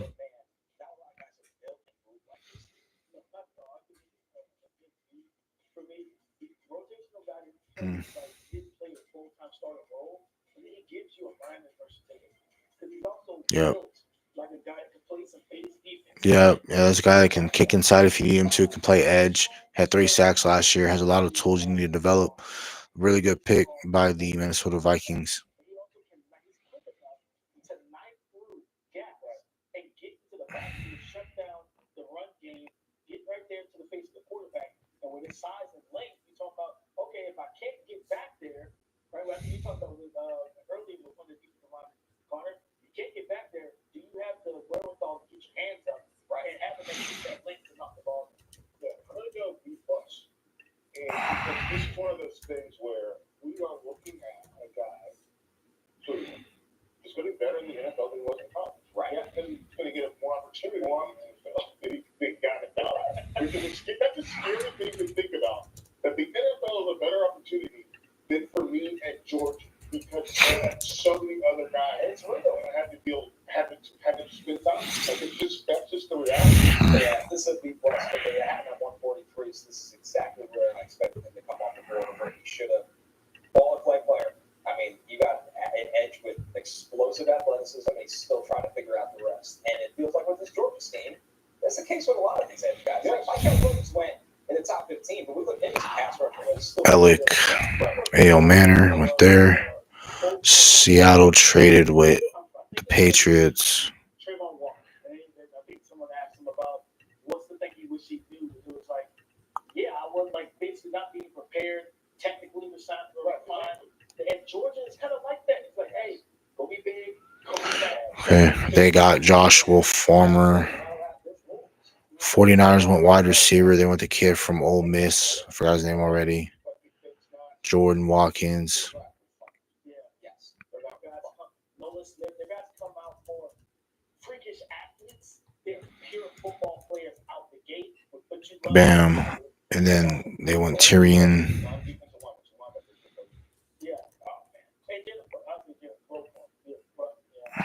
Okay. All right. I mean, now we're caught up with the picks. And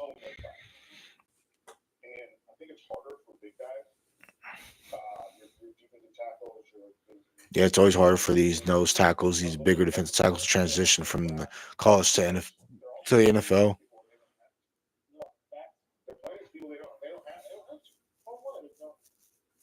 Bit of breaking news here, guys. Back on quarterback news. The Seahawks obviously drafted Jalen Milroe yesterday. They've now traded Sam Howell to the Vikings. So the Seahawks in the market for a backup quarterback after they couldn't bring back Daniel Jones. Sam Howell is on his way where all quarterbacks get resurrected under Kevin O'Connell. And we have another up there. Trade alert. Love to see that. So, yeah, this is a need for the Vikings. You know what? The Vikings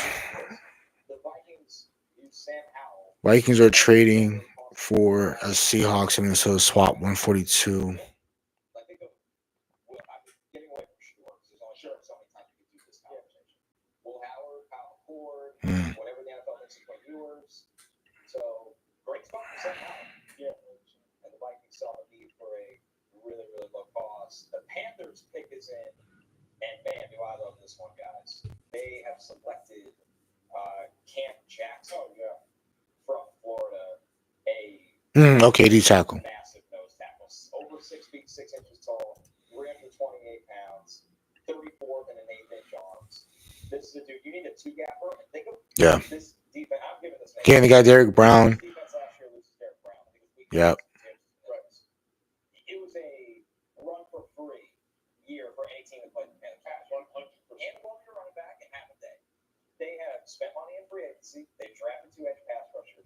They've got one of my favorite run defenders in this draft. Colossal human being, multiple seasons of run stuff and tape in the SEC. Plays with his head up and with a savage head. Yeah. He's not bigger than everyone. There's refinement here. Yeah. I love this player, and I love the value for the Panthers. I give it a shout out to Dan Morgan, right? He understood where the problem was on his defense. Carson Vincent. Bring in Bobby Brown III, Tershawn Wharton. They still have Ashawn Robinson. Derek Brown coming back healthy. And now to add a big 6'6", 328, 34-inch arms. Really good job. Yeah. Hometown too. Yeah, hometown. Hey, what's up? Because he's a big dude. Massive. He's such a huge guy, but he doesn't play. That was a really good pick by the Panthers, man. Shout out to Drew and his Panthers. Share this tab. Yeah, good job by the Panthers. Another pick is in here. The Ravens have taken developmental tackle. Yep. Carson. I would have taken Marcus Mbao or Cameron Williams. It felt like this is what his name is. I won't be surprised if Dallas Cowboys go offensive lineman right here. I wouldn't be mad either if they went either Marcus Mbao at your backups right tackle. But 149, 174. So we still have 2 5th-round picks. Okay.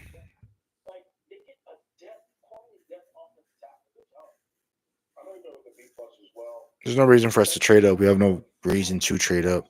Keep all the picks that we have. We're picking 7 times today.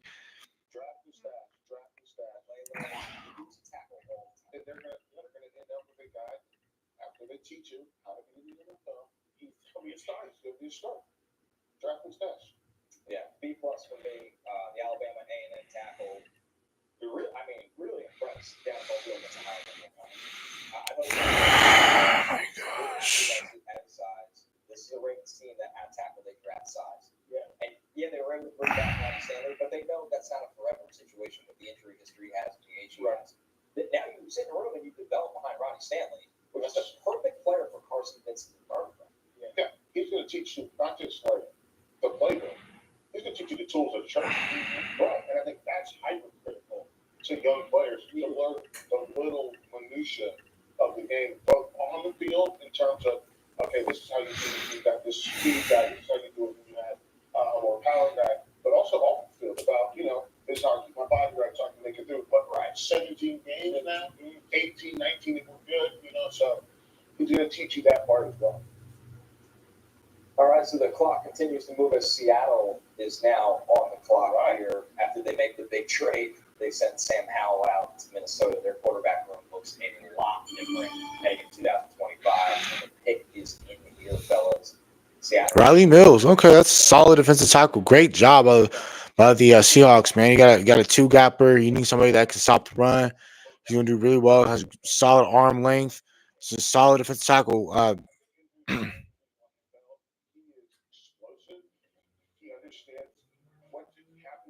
Really good really good draft pick. Really good, damn good draft pick.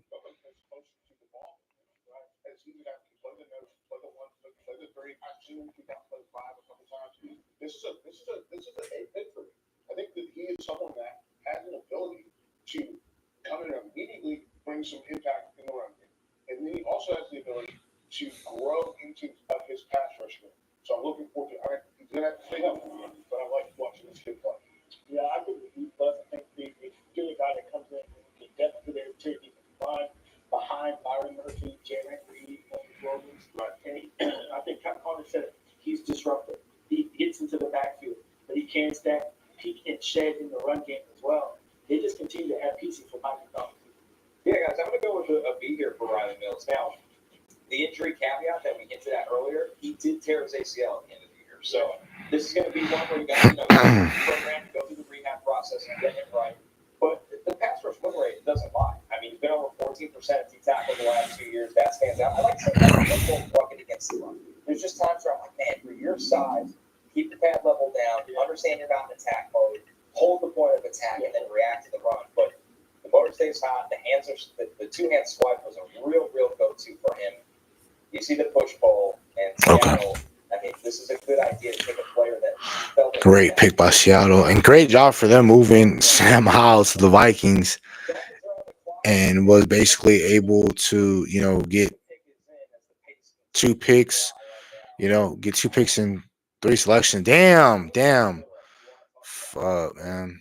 Damn good selection by the Miami Dolphins by getting Jordan Phillips, a great moving defensive tackle. I had a 3rd round grade. On Jordan Phillips, and for him to get taken right here is really good. We're not that far away from the Dallas Cowboys pick. We are 4 or 5 picks away from the Dallas Cowboys pick. These are the wide receivers I would like. I think the Dallas Cowboys are going to draft running back. If DJ Giddens gets to Dallas, I think DJ Giddens will be a Dallas Cowboy.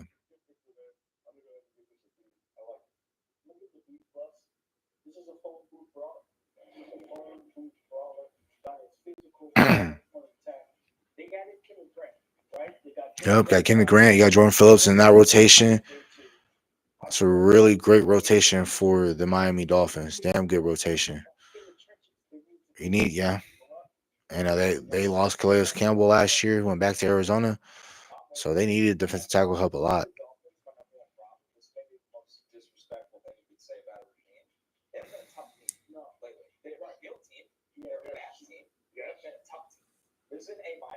Yeah, it's a damn good play. And I love defensive linemen. If you're playing in the trenches, man, I really need you to,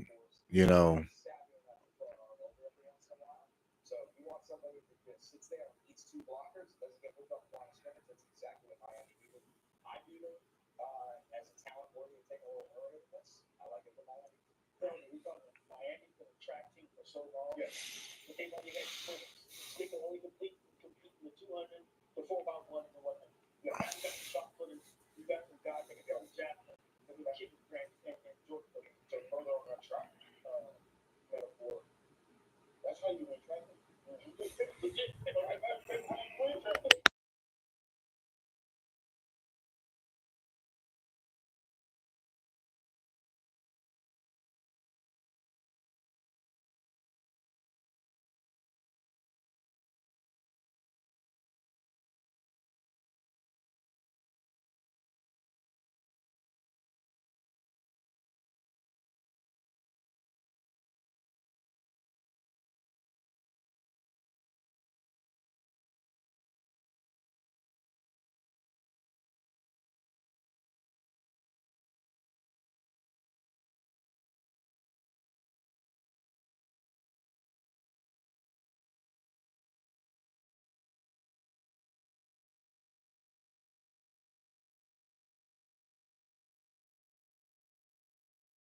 But knowing the way the Dallas Cowboys are, I think they might just stick true to their board when it's time for them to pick, and they might take quarterback. I think they go Shedeur Sanders at 149. I would not be surprised.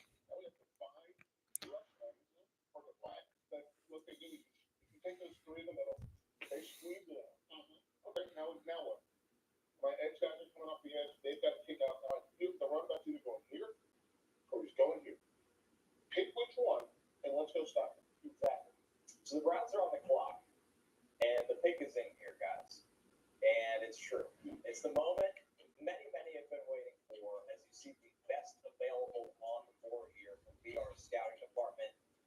They have the 23rd. I have this player's 30th overall. We are now deep into the draft in the 5th round, and the Browns have selected Shedeur Sanders after taking Dylan Gabriel in the 3rd round. What? Why? Okay. I don't. This is like this truly is just silence. Like we're all dumbfounded.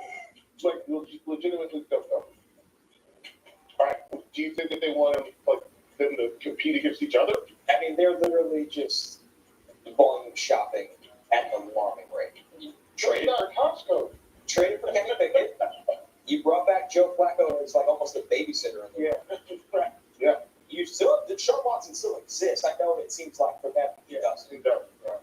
You drafted Dylan Gabriel in the third, which admittedly was a day earlier than I thought he was going. Right. And now you took Shedeur Sanders. I don't know how there's reps for these guys. Is my biggest question. That's it. Yeah. How many bites of the apple are we going to take you? Like, how many bites of the apple are we going to take? Take it. Because if this is the case, you should have took Shedeur. What's the plan? Right. Like, what is the plan? I think you're 100% spot on, huh? How do they all get reps? Kenny Pickett trade again? I mean, that's all. Flacco is just the old man in the camps. The pick is in. The pick is in. The Cleveland Browns, and they traded up to pick 144 to select Wow. Sanders after the long wait. The optimistic, you can mess around one pick. I think the consensus, even as somewhere at the end of round one, second round, Shedeur Sanders goes in the fifth round, and the Cleveland Browns, the second quarterback elder that they have drafted in this year's NFL draft. And that really gave them. I mean, explain the plan. Like you said, explain the plan. If we get a finite amount of reps, and they have 5 guys, does this mean that? Alrighty, Shedeur Sanders off the board. Shedeur Sanders off the board. Finally. Alrighty, we're done with this. Alrighty, cool. Shedeur Sanders is now a Brown. Bam. Swap. Give up next year's fourth. It don't matter. Get to this spot. Come on.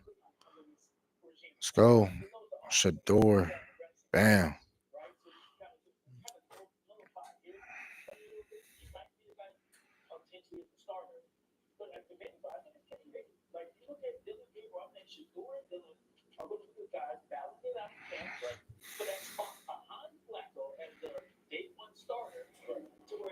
Some point during the season, whoever wins that QB2 job, they have to get him on the field. You got 2 first-round picks. That trade with Jacksonville gave you a first for next year on top of the first you already have. You have to figure out which one of these young guys you even feel comfortable. What grade are you getting? I'm going to give this an A because what you have to lose at this point. Exactly. Yeah.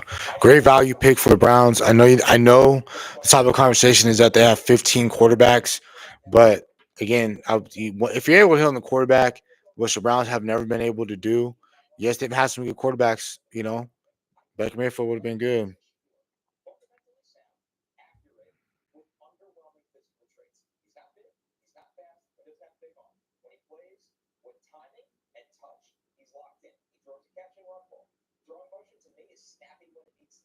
You said this at the top of today's show, Felder, and it's really important that pull hang in and get sawed in half and get back up to make a play. So, but once again, took a lot of sacks in college. That's my biggest concern because that typically translates to the NFL. I think sometimes he'll get a little too stare down happy with lurking defenders that will lead to his interceptions. But this is not a 5th-round player. This wasn't. No. This is not a 5th-round player. It's a 2nd-round player. Yeah, he's 2nd-round player on my board. He's 2nd-round player. In an area where he's going to be another rookie quarterback that was drafted in the 3rd round. As a player, though, this is an A to me. I'm going to go with A too. I think for all the things that you just said, you're getting a fringe first-round talent. So you can't knock that. I think that the plan is stupid. Right? If it exists. Are we just accumulating names at quarterback? 100%. I give it an A, but like everything you two gentlemen have said, it's the play. It's what you're getting with the value. Alrighty, cool. I'll be right back, y'all, again. Top of the 2nd-round guy, after the fringe first, top of the 2nd-round accuracy, especially when he's protected, which we didn't see a lot from Colorado. And not only talk about it a little bit. He didn't have a run game. He didn't have a play action. It was really all on him most of the time. It's going to be interesting. We don't know what the plan is, but I'm one of the bigger storylines to watch when we get Kent. This summer is going to be electric. You already picked Hard Knocks. No. Put him back on there. They've been on it before. Put him back on. That's the spot. I have 90% of the show on the quarterback room. Yes, the reps. How they're breaking things down with these guys. And you know what? To the Browns' plan here, it feels like with Gabriel and Shore, they took two guys that have played I don't give a damn. No, ain't nobody on stream. Shit. Cowboys pick pretty soon. Yeah, we've been talking about Shador all stream for like the past 2 days. I mean,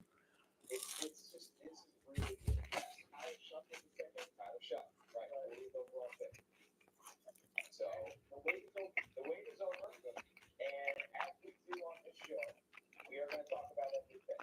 We're happy you are taken.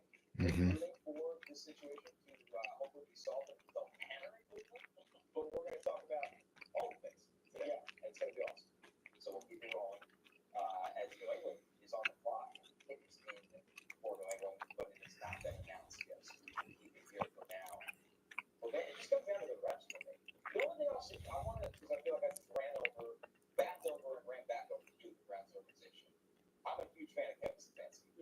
And if there's an adult in the NFL or one of the 5 adults I trust to manage an interesting quarterback situation, I do think Kevin Stefanski's more than Yeah. Kevin Stefanski has picked a litter on who he wants his quarterback to start. He did a great job when he was the OC in Minnesota with Kirk Cousins, reviving that career. So, I mean,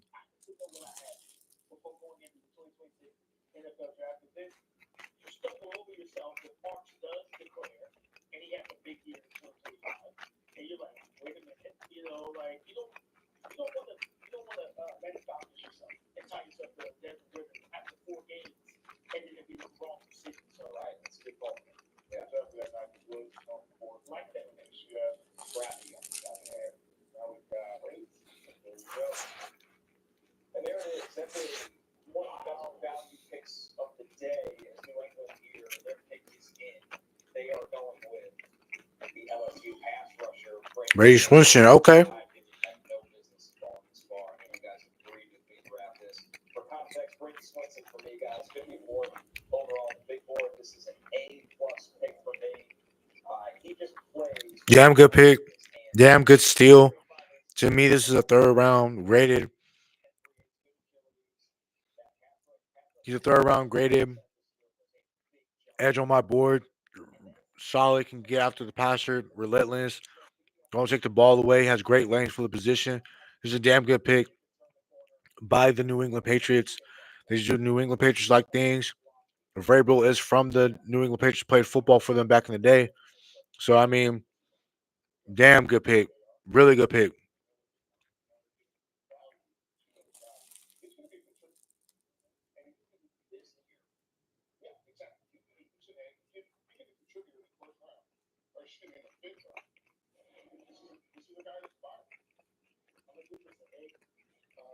Great value for it. You look at their edge rush room, Jelani Tavai, Harold Landry III, Anthony Jennings, Keon White, Caleb on Chase.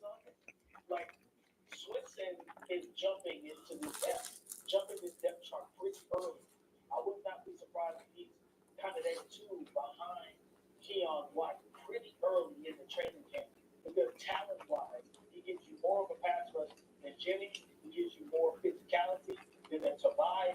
He just gives you more upside than those guys on passes down. Yeah, Landry's not going to be there, I think, for the long run. That was Get us over the hump here while you're figuring it out. And a player like Vrabel knows really well. exactly. Body's kind of been breaking down a little bit, but he still play. Yeah, exactly. So I think it's two heavy-handed young men. Take us in for the 49ers, who went offensive last pick, and they go offense again. And Kyle Shanahan does this on day 3 every single year. The running back, Jordan James, from Oregon here, Dame. Basically goes like this. Whatever running back Kyle Shanahan takes on day 3 turns into value NFL draft and fantasy football goal. My opinion is yes. I had a 3rd round grade on him. My comp for him is what is Devonta Freeman. That is my comp for him. He's short, low center of gravity, squatting back. He runs hard. All right, damn good back. I really like this back from Oregon for the 49ers. This is a damn good back. They were talking about it on stream on the Max Network. They were saying how Jordan James is a, when Kyle Shanahan's taking these round 3 backs, he gets stars out of them. He gets immense value out of them. He gets the best out of them as well. I really like what the 49ers did by getting Jordan James. Is a damn good pick. And a rotation between him, Isaac Guerrero, Christian McCaffrey. You don't know what they're going to do with Christian McCaffrey, how Christian McCaffrey is going to come back and play. Nobody knows that. So, having that is damn good pick and selection by the 49ers. Damn good pick. He's running through defenders that are occupied that are trying to just reach out and grab him. He's running through that. And he makes people miss once he gets to the second or the third level. And he's back. This guy said they hit the nose to the end zone. He has this like dogged determination to get the ball into the end zone. Yeah, it is.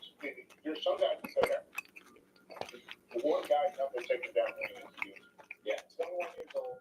You at running back here right now. You got to know he hits the hole so hard, hours in the contact. 260 touches this year. 260. Hit a bubble. So you're getting a responsible rookie right out of the gate. And listen, the consistency. He ran for over 80 yards in 11 games this year. And I know people don't like stats and prospects, and I get it. I fall into that trap too, where sometimes the production doesn't always matter. But in this conference, when you looked at Jordan James and you said you're giving us 80 plus yards today in this conference, no matter what your efficient with your touches, no fear also, by the way, ask for the lower shoulder in this game. He does not care that he's 5'9". What is bigger? What's bigger than his size? It's a no nonsense runner to a T. Kyle Shanahan loves that. This is absolutely. That Oregon offense didn't look. It got better when they started featuring him. Yes. More than just trying to feature him. And the pick is in here for the Rams, and this is their type of defensive tackle, Ty Hamilton from Ohio State. They love these guys. They can get off the ball, shoot gaps, and rush. Now you get a little bit of depth behind breaking this. 6'3", 332, and a total of 150 plus. The guy actually from not 310, 315. He does play with good power at the point of attack as well, and he knows how to get to the backfield. Him, Colton Turner, Ray Fisk, he said something. They have type. Oh, yeah. They have a type, and I love it. He can play with leverage. I'm going to give this a B+. He can play with leverage. He understands that he can move, and I think that's the most important part. He's watching the way he's able to move. And he'll protect your linebackers, but he'll also be part of the people that are making those tackles. Yeah, man, he can angle his body, kind of flip his hips a little bit. And if you look at the strength, I mean, this thing. Damn, Ty Hamilton. What the freak, bro? He's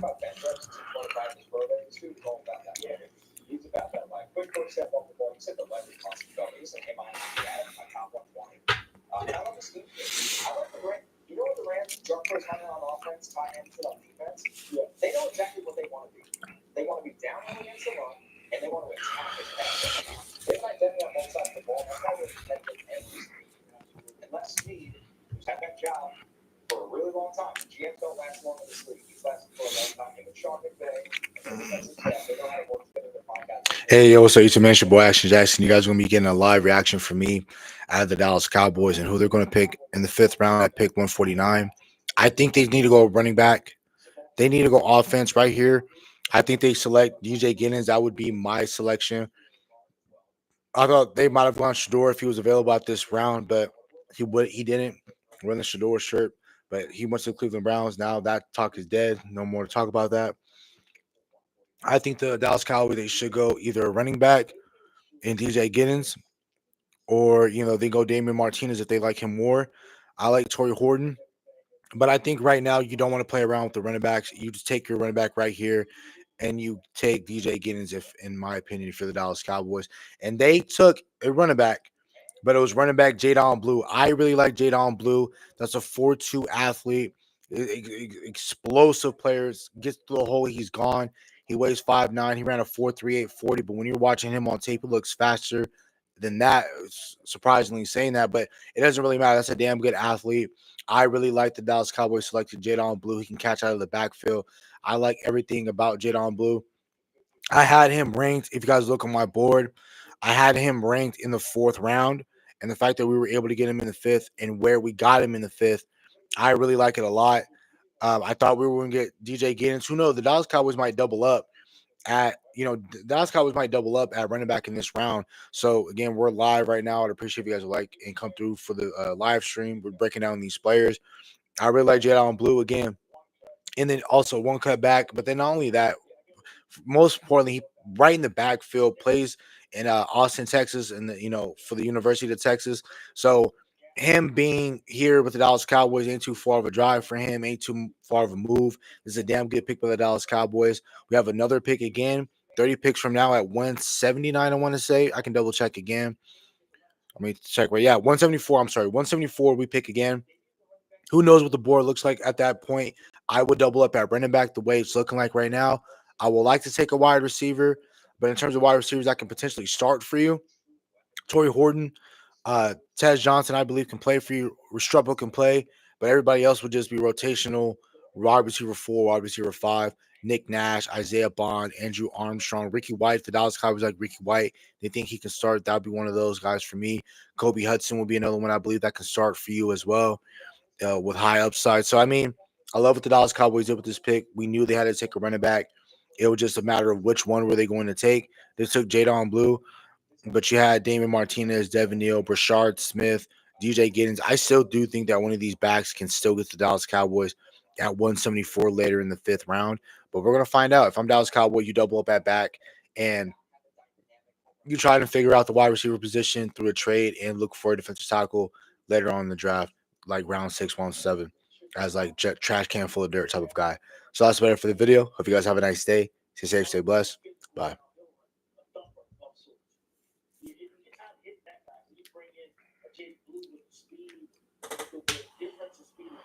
Alrighty, I love the pick by the Dallas Cowboys by getting Jadon Blue. That's a damn good pick.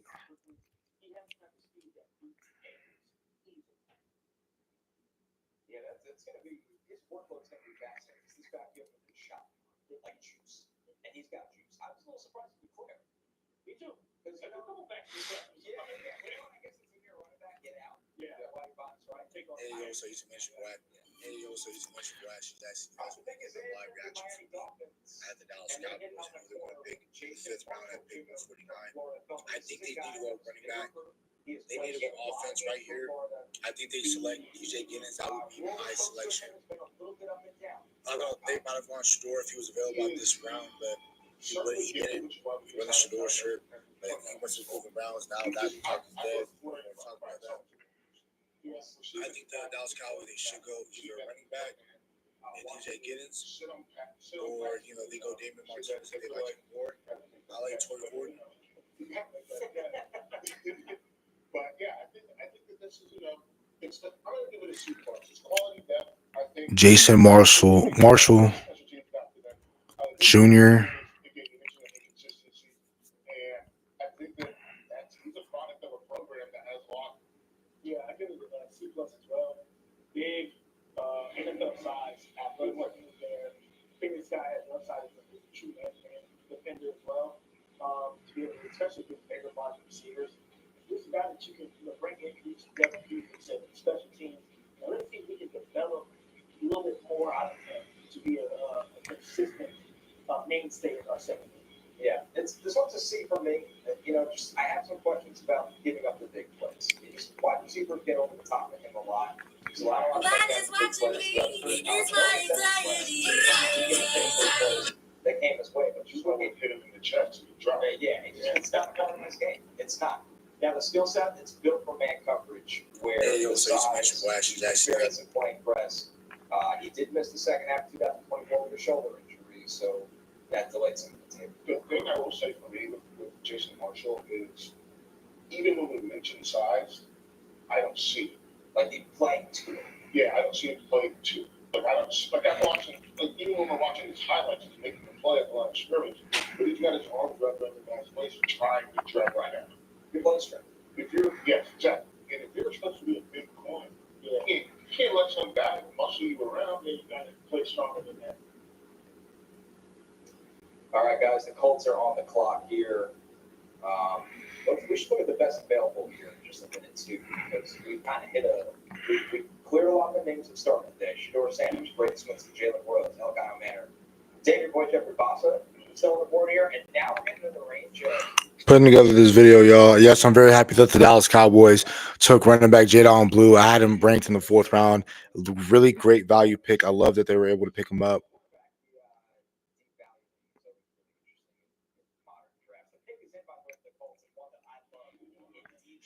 Ooh, damn good pick by the Colts, man. You already got Jonathan Taylor.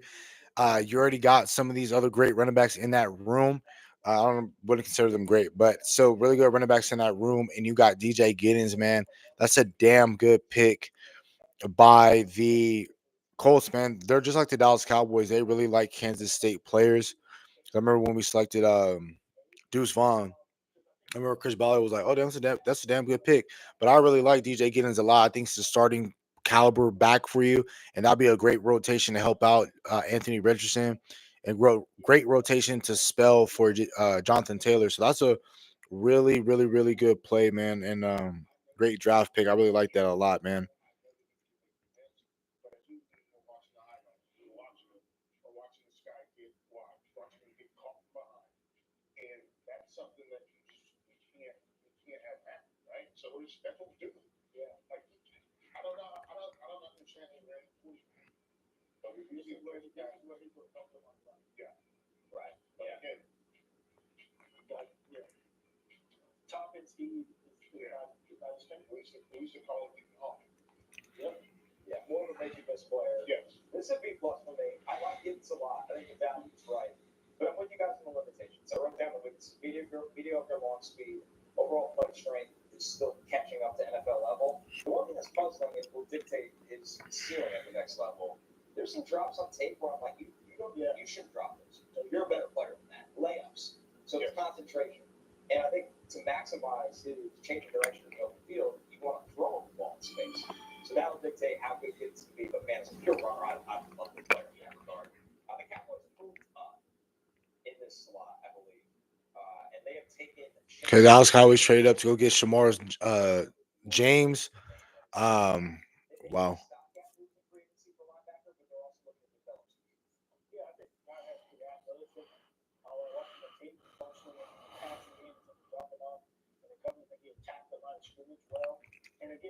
Dallas Cowboys traded up.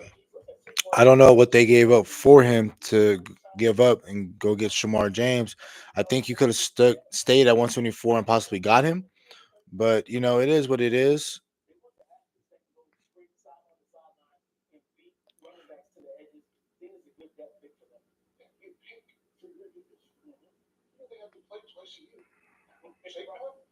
You know what else? They got to figure out too. Cam Scannell.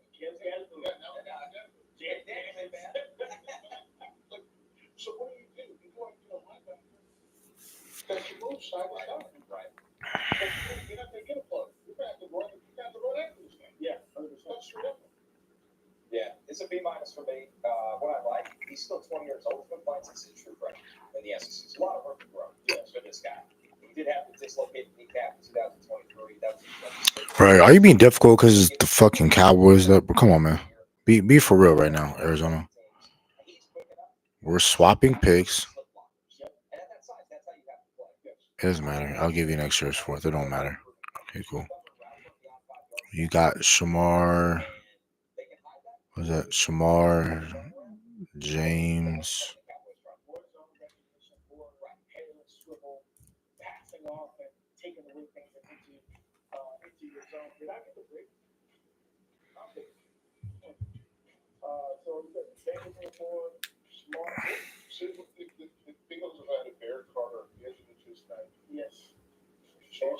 Yo, man, I'm already back. The Dallas Cowboys, they traded up with the Arizona Cardinals to go get linebacker Shamar James from Florida.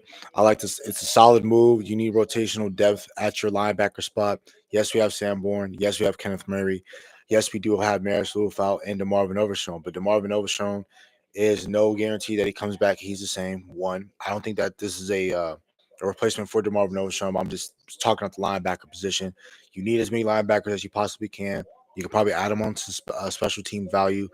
This is going to be a really solid player for you. I believe that can move sideline to sideline. He just has troubles for me playing in coverage. But again, I believe we can develop that. Matt Eberflus is a linebacker whisperer. I think if we can get the most out of Shamar James, I think we'll be fine. And when we're looking at Shamar James and Shamar James is a 6'1". He didn't run a 40. Let's see where he's at. Missed tackle rate was 17.3. So he's going to miss some tackles. He forced a fumble. Again, he has terrible coverage grade at 61.2. Pass rush grade is 84.4. His run defense grade was 63.2. He had 4 quarterback hurries. He had 9 quarterback pressures, 4 quarterback hits, 1 sack. So I'm going to break down this player and watch film on him even more. But, in passing, I saw him. So, I think solid player. But, again, more of a rotational depth piece more than a starter. That's part of the video. Hope you guys have a nice day. Stay safe, stay blessed. Bye.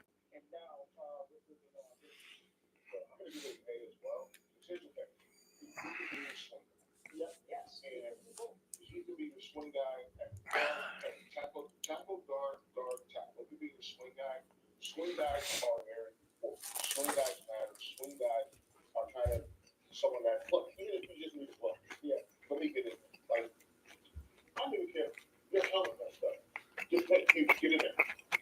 And he can do that. And I think that's what these niggas walking around here that's looking like he becomes a starter, whether that's at guard or The Giants are back on the clock. They had one of our favorite picks in the day way earlier with Cam Scatterboo. Obviously, they made a lot of noise in round 1, getting Carter, potentially best player in the draft, Jackson Dart. They traded back in for, got Darius Alexander. Now they go with the guy here that I think fell much further than I expected here, Marcus Belder. Marcus and Bow. He's also played guard. Feels like he is going to move back inside at the next level. and also you should mention They're not listed on him in this mock draft. I can't find it. I don't know. What's his name? Jalen. Trying to look for Jalen. Just go to all, do Jalen. I'm pretty sure. Yeah, there he is. They haven't listed as tackle, that's why, but they said interior offensive line. Bam. They go Marcus and Bowell. That's a great value pick for the Giants. The Giants, they do need offensive line help in general, more than just interior. This is a damn great value pick, in my opinion. Great hands. He was a 3-time honorable mention All Big Ten player. He's sweet, quick with his feet. He's a damn good player. I really like Marcus and Bowell. I had him graded, I want to say, in the 3rd or 4th round. Let me go check. Because they have him listed as a guard. And I had him Bow going in the 3rd round, and the fact that you guys were able to get him late in the 5th is a damn good pick by the New York Giants. I really like that a lot. I think you guys will kick him inside and play guard because you guys did sign that dude from the Raiders, Elmanor.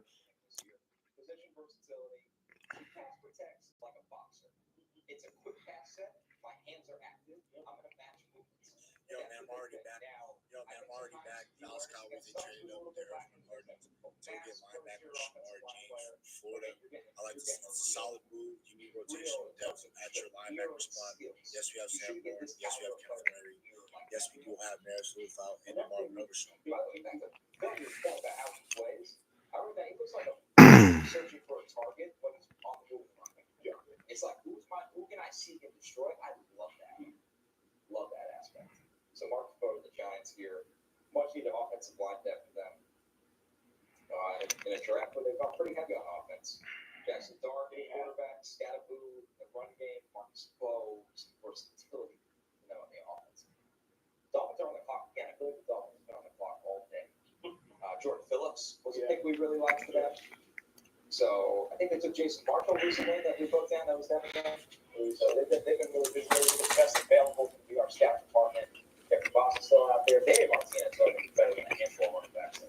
Yeah, I agree. We need corners that get to a first ball and players with value projected round 1 player. That Oregon game, that first Oregon game, yeah, I think that really destroyed their stock. But he's got he's a high root speed type of prospect that you just kind of you want to figure out what went wrong. You know what I mean? And I think he played better after that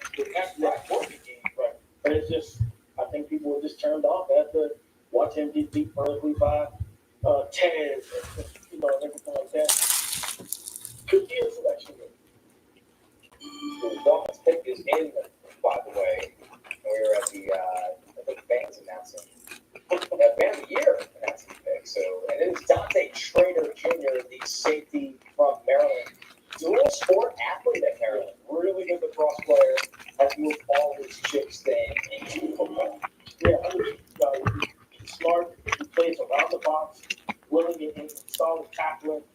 Guy that can drop off into coverage, force you into throws that you don't want, and then he knows how to peel off and go from one read to the next one. Especially if it's like certain offenses get you, with the improper spacing, he'll make you pay for that. I think this is a good beat. He didn't safety help. Lost Javon Holland in free agency. Yeah. Lost both their safeties. I remember breaking them starters last year. I think they'll beat them. I'm going to go B plus. I like his game. I like that he mentioned the trade off and he's able to rotate. And someone that's going to run. Like, truly. Yes. He's going to make a mistake. And part of that is his ability to really play downhill in certain situations, allows him to go through here and maybe tackle the line of scrimmage. Okay, we do that. Oh, that's fine. So he candy. Because they didn't make him convicted. Right? So I like the way that he plays. Not always been out football, but he definitely plays robbery football. Yeah, I'm with you guys all the way. This is a beat in the trainer. Just the eye discipline with him that we showed on tape. The eye discipline could be. He handled it through a lot in different zone coverages in this defense. And he kind of handled everything adequately. Reliable presence on the back end. Comes to balance, wraps up, drives through the hips. Quick trigger downhill against the run. He's a lighter guy that'll throw that weight around in the box. He throws that weight around, plays with little fear. There's some things that are still a work in progress, but he's also playing lacrosse at the same time. There's times where play fakes get him. There's times where in man coverage he looks a little overwhelmed. Not explosive, more of a stopper than a disruptor. I think at this point in the draft in Miami, you sign up for that. Yeah. It's a steady presence on the back end. If he can keep adding top out, raise your floor. Yeah. Like, again, they've been good up until December and January. Right? It's draft. That's been the rest of it. We have trade here. The Steelers are moving back. They traded pick 156 to keep about the Steelers and pick 226. They also swapped the 164. So the Chiefs on the move here. If there was ever going to be a landing spot for Isaiah Bond, Texas, right? This would be it. Maybe that's almost too cliche to say. But the Chiefs are coming up in for something. They're coming up with that. Yeah. This aggressive movement. The pick is in. Let's see what Cameron Williams. Oh, Jeffrey Bossa. Jeffrey Bossa and Still. I probably would have got Bossa over who we selected, but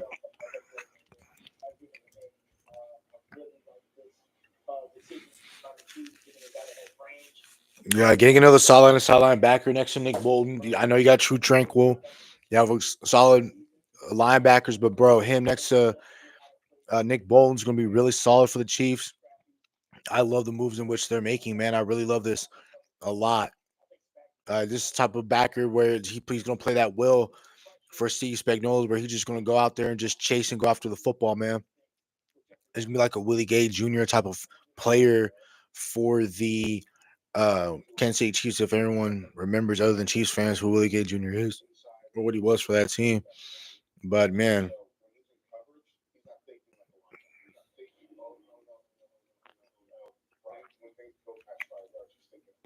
Okay, I've seen this before. I know what's going to happen. Let me sink inside. Yeah, I'm going to go with the beat for Bossa. I know this was supposed to be the range where he should have gone. And I think you look at the starting experience, 3.5 years. He's played a ton of those linebackers. I wonder if the Spartans took him around a little bit. Shamar James from Florida. I like to Free, see like solid handball, move. or just they would be able to be responsible and make as much splash for it. This defensive uses a guy. Like allowing the aggressive lap uses that athleticism. Man, I'm already back. Dallas Cowboys. Just once again, another guy that understands tackling. pick is in for the Tampa Bay Buccaneers. They take Elijah Roberts. That's a damn good defensive tackle. I really like Elijah Roberts. He has edge flexibility as well. They have him listed at D tackle. I believe, again, flexibility along that defensive line. Put him at D tackle, put him in at edge. He can go head up against the tackle. I mean, it's a damn good player. I really like Elijah Roberts a lot. plays with a high motor to continue to attack forward. He's well. He's got the pace and patience to it. And it's not a guy going to leave with an H-back or a running back trying to lock him because he's going to power through it or he's going to long arm swing. I want to give this a beat. I think it's a good fit. Another edge rusher to kind of try to bolster that pass rush. Yeah, I'm going to be plus because the big thing for me that you get with Elijah Roberts is you do get edge set. I think we've lost the art of the 70 edge pretty consistently at college and at the NFL level. And he can do it. Man, it's a damn good pick by the Bucks, man. Let me go see what the Bucks did so far in terms of their draft picks. Let me go look at the Bucks. Benjamin Morrison, Emeka, Jacob Harris, all great value. Elijah Roberts, great value. David Walker, damn good player. And then they just selected, they just got, so then you got to add to their defensive line. Vita Vea. I really like that team and the way in which they're building. And that's why 2 forced fumbles this year, 2 forced fumbles the previous year. Pass win rates were really, really high, over 21% each of the last 2 years. Because they always have to be the most agile guys. Not big enough to do defensive. I'll be back, y'all. Stand up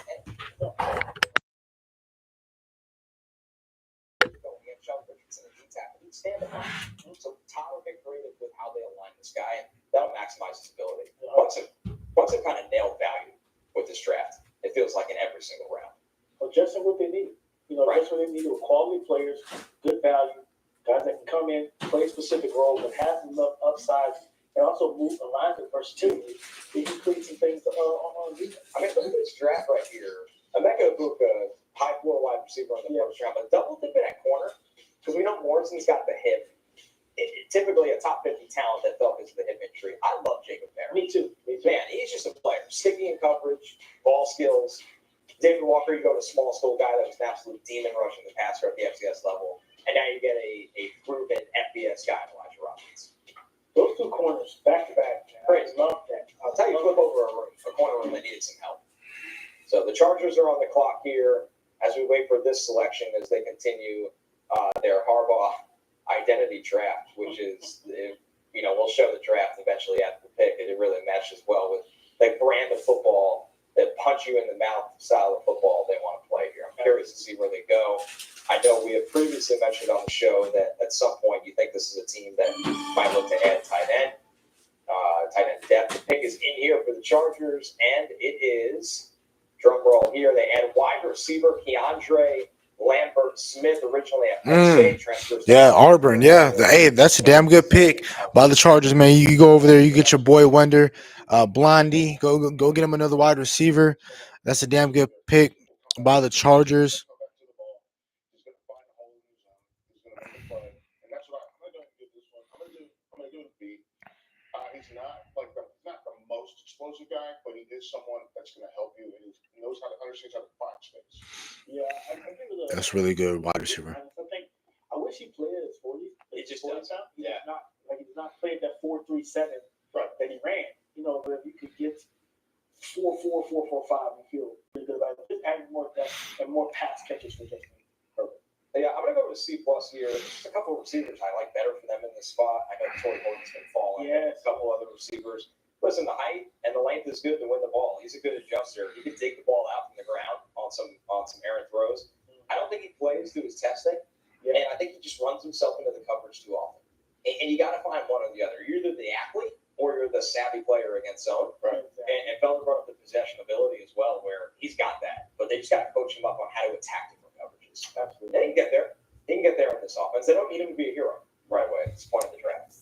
So they lose Josh Palmer in free agency. They need to add some bodies to this room. And they continue to go down that road again with wide receiver here for the Chargers. So to recap their draft, it's the second wide receiver they've taken, by the way. It's a Trey Harris in the second round on the Friday night's draft. They took Amari Hampton in the first round. So they've added a lot to this offense. In between those picks, though, down to this one, Jamari Caldwell, the run-plugging nose tackle, Kyle Kennard, more of a pass rush first edge rusher from South Carolina.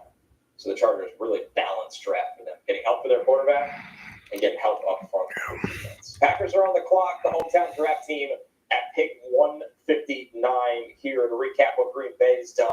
Today they took Barron Sorrell, the edge rusher from Texas. That was a damn good pick. I like that a lot. Matthew Golden in the first round. That was a damn good pick by the Packers to get their player in Sorrell. Yes, I like that Savion. That's a sneaky pick for them in the third, for them to get Savion Williams. I like that pick a lot. It really is. That's who it's he. It definitely is. Just if you were to go play him at running back, I would. His web passes. So like I think interesting guy for sure. They've done pretty solid though overall. So the pick is in for the Packers, and they are going with an interesting player in Colin Oliver, the linebacker / pass rusher from Oklahoma State. Guys, this guy did play off the ball. He played 2 games this year as a pure edge rusher, was unblockable, and then got hurt for the rest of the season. Yeah. So as a situational pass rusher with Oliver, I really like the juice this guy brings. And I think in this slot, it's okay to take a designated pass rusher. I had him as player 154 in this slot. Really good athlete. You see the explosiveness of the jumps, 39-inch vertical. 10 Damn, fuck. Philly got 3 fifth-round picks. Listen, is he going to be undersized from a length and weight perspective? Yes. The right foot injury that cost him this season is why he's here. But he's explosive. Third downs, NASCAR package. I'm a Colin Oliver fan. I'll go B+ here for Green Bay. Yeah, I think his game is interesting. Obviously, you want to see him healthy. I think he's probably going to end up being, like you mentioned, like that NASCAR package type thing. So we're going to see what we get out of him. Yeah, I think, J.J. McCarthy's athletic. Caleb Williams is athletic. And in the same division. Right. Like, you need a guy that can create those manufactured run lanes with the closing speed, the burst, the acceleration, and speed. He can close the door on some of these athletic quarterbacks that can get out of the pocket. Jared Goff, not so much, but the other 2 guys can be plays with their legs. All right, guys, we're going to pivot here for a second and bring on our first guest of the day in front of the show, Quincy Avery, quarterback coach, quarterback trainer. Quincy, what's going on? It's been an eventful draft, to say the least.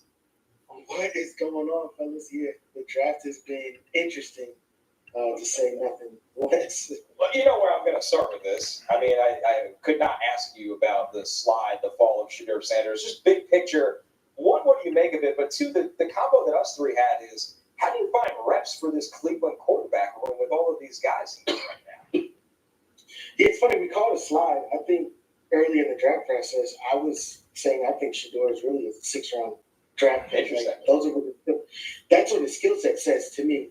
He's not dynamic. He's not very fast. His arm's not very strong. And the decision-making that we saw wasn't top tier. So there was nothing that stood out for me as a prospect in terms of like, hey, this is one trait we can rely on in the NFL game that can get us out of this game, or even get us away. So didn't see it there, but the reps are going to be so difficult to come by. We got 2 veterans and then 2 rookies. Like, he's going to be the 4th guy getting reps when he initially gets there. So I have no idea what it's going to look like throughout the season, or even through camp. How do you feel about Dillon Gabriel getting picked ahead of him? Because even though you mentioned you expect him to slide, did you expect Gabriel to be there for him? I think no one in the world could expect Dillon Gabriel to go in the 3rd round. I love Dillon Gabriel as a person. I love him as a competitor. But I think that they probably could have made that selection in the 4th round. They probably could have come back in the 6th round and grabbed Shedeur. So I think that they reached a little bit for the quarterbacks, but I think that that's something that's common in terms of quarterback. You see a quarterback that you like, that you want to have, you do the things necessary to get it. Quincy, you've coached and trained a lot of different style quarterbacks. You've had experience with Geno Smith while he was in Seattle. Talk to us about the fit of Jalen Milroe going behind Sam Darnold and the quarterbacks they have there. Is this a good fit for him to be able to develop? I think that Jalen Milroe is going to have a really interesting time there because they really want to run the ball, and I think that they're going to create situations for Jalen Milroe to be a dedicated runner there. Jalen's not a great passer right now. Like, just honestly, he's not a great passer right now, but I think that there's things that he can do on offense that is going to make it very, very difficult for defenses to contain him, and he can grow and become a solid passer moving forward. He's just going to need a lot of time to develop because he's stiff, he's rigid, but when he's running the football, I think he could be the most dynamic quarterback in the run game in the NFL. Quincy, the forgotten man of this quarterback class in terms of just how much we hear about him is Quinn Ewers. Are you surprised Quinn is still on the board right now today? I'm not surprised. If when I was watching the film, in terms of that led to him declaring. when I was watching Matthew Golden, Jadon Blue, I think that there's gonna I'm be not surprised. 2 to 3 more quarterbacks selected probably before Quinn Ewers. And Yeah. Quinn has undeniable. Okay, let me see who I'll take before Quinn Ewers on my board. If we're doing that real quick, Shadour's gone. Like Jackson Dart plays for an offensive coordinator. I would take these. I would take Kyle McCord and Will Howard before I take Quinn Ewers. If I'm keeping it a buck, in my opinion, Curtis Work, interchangeable between these two, interchangeable. But I'll take McCord or Howard before I'll take Ewers, in my opinion. But it is what it is, honestly, in my opinion. So still a lot of good talent. Tej Johnson still on the board. Chris Paul Jr. still on the board. Man, I appreciate you guys having me. You guys have a blast. All right, fellas, we're going to catch up on a couple of picks here as I want to check and make sure where we left off with the draft. I don't think we missed too much action. The Jets are on the clock here at 1. Oh, damn. These motherfuckers, they over here talking to their best friends and shit. Shedeur Sanders, Let's go. 6th quarterback taken in the draft. I don't think anybody had that on their bingo card. And we're still waiting to hear. They took a safety. The Niners took a safety. Marcus Sagile from Kansas State. Could have a couple late 7th rounders like Curtis Rourke or Max Brosma. We'll see. So it's gonna be Eagles, they took linebacker Samal Mondon Jr. Okay. Player with trace needs to get better. But damn, they getting SEC linebacker talent. They're getting SEC linebacker talent, man. Okay.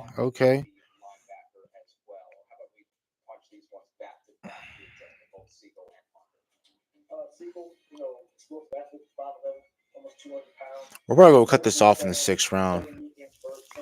I mean, they gave up pick 174. Let me see.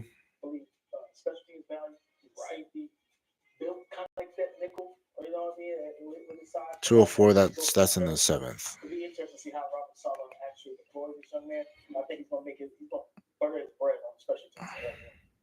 Yeah, somebody that to me, team captain, aggressive downhill. He brought the explosive speed. Let's see if he can transition into some special. Okay, they gave up their late 6th round pick. And the pick is in here for the Jets, by the way. They're taking linebacker. Oh no, they gave up their only 6th round pick. Damn, we might have to cut it off after this then.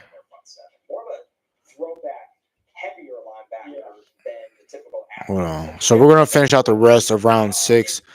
The Dallas Cowboys picked 3 times in the 2nd, but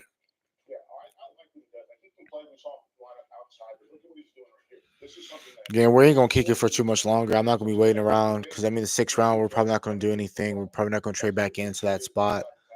I like that we traded up and got Jeffrey. What's the name? So I ain't tripping. Shamar James. I really like that pick a lot for the Dallas Cowboys. A special teams type of player. I like the instincts about him. He's not afraid to hit. And the ability to play out of phase on that pass, right? You see corners panic in that situation. He did not do that. And then he plays physical downhill. Francisco. You just see, with the highlight package. Connors is a throwback style, downhill physical guy that you need those guys to be. Yeah, man, we're going to cut it off after the 6th round. I'm done. It was cool. I mean, after the 5th round, after this round, we done, man. We did majority of the work on the draft. I had a really fun time doing this. I know we have one more round in the 7th round. Depending on how I'm feeling, in about an hour and a half, I'll see if I want to go back live. But I'll probably just make individual videos on those picks. We still have to do undrafted free agency, So, again, it's really fun doing this draft process again. Yeah,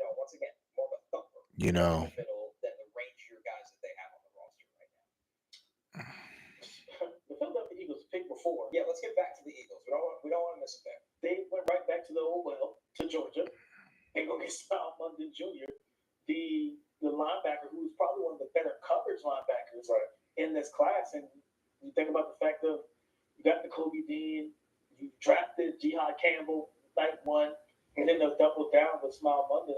I'll give that a grade of a B for me. Man, I Everybody in Cowboy Nation blowing up right now because we finally got a running back.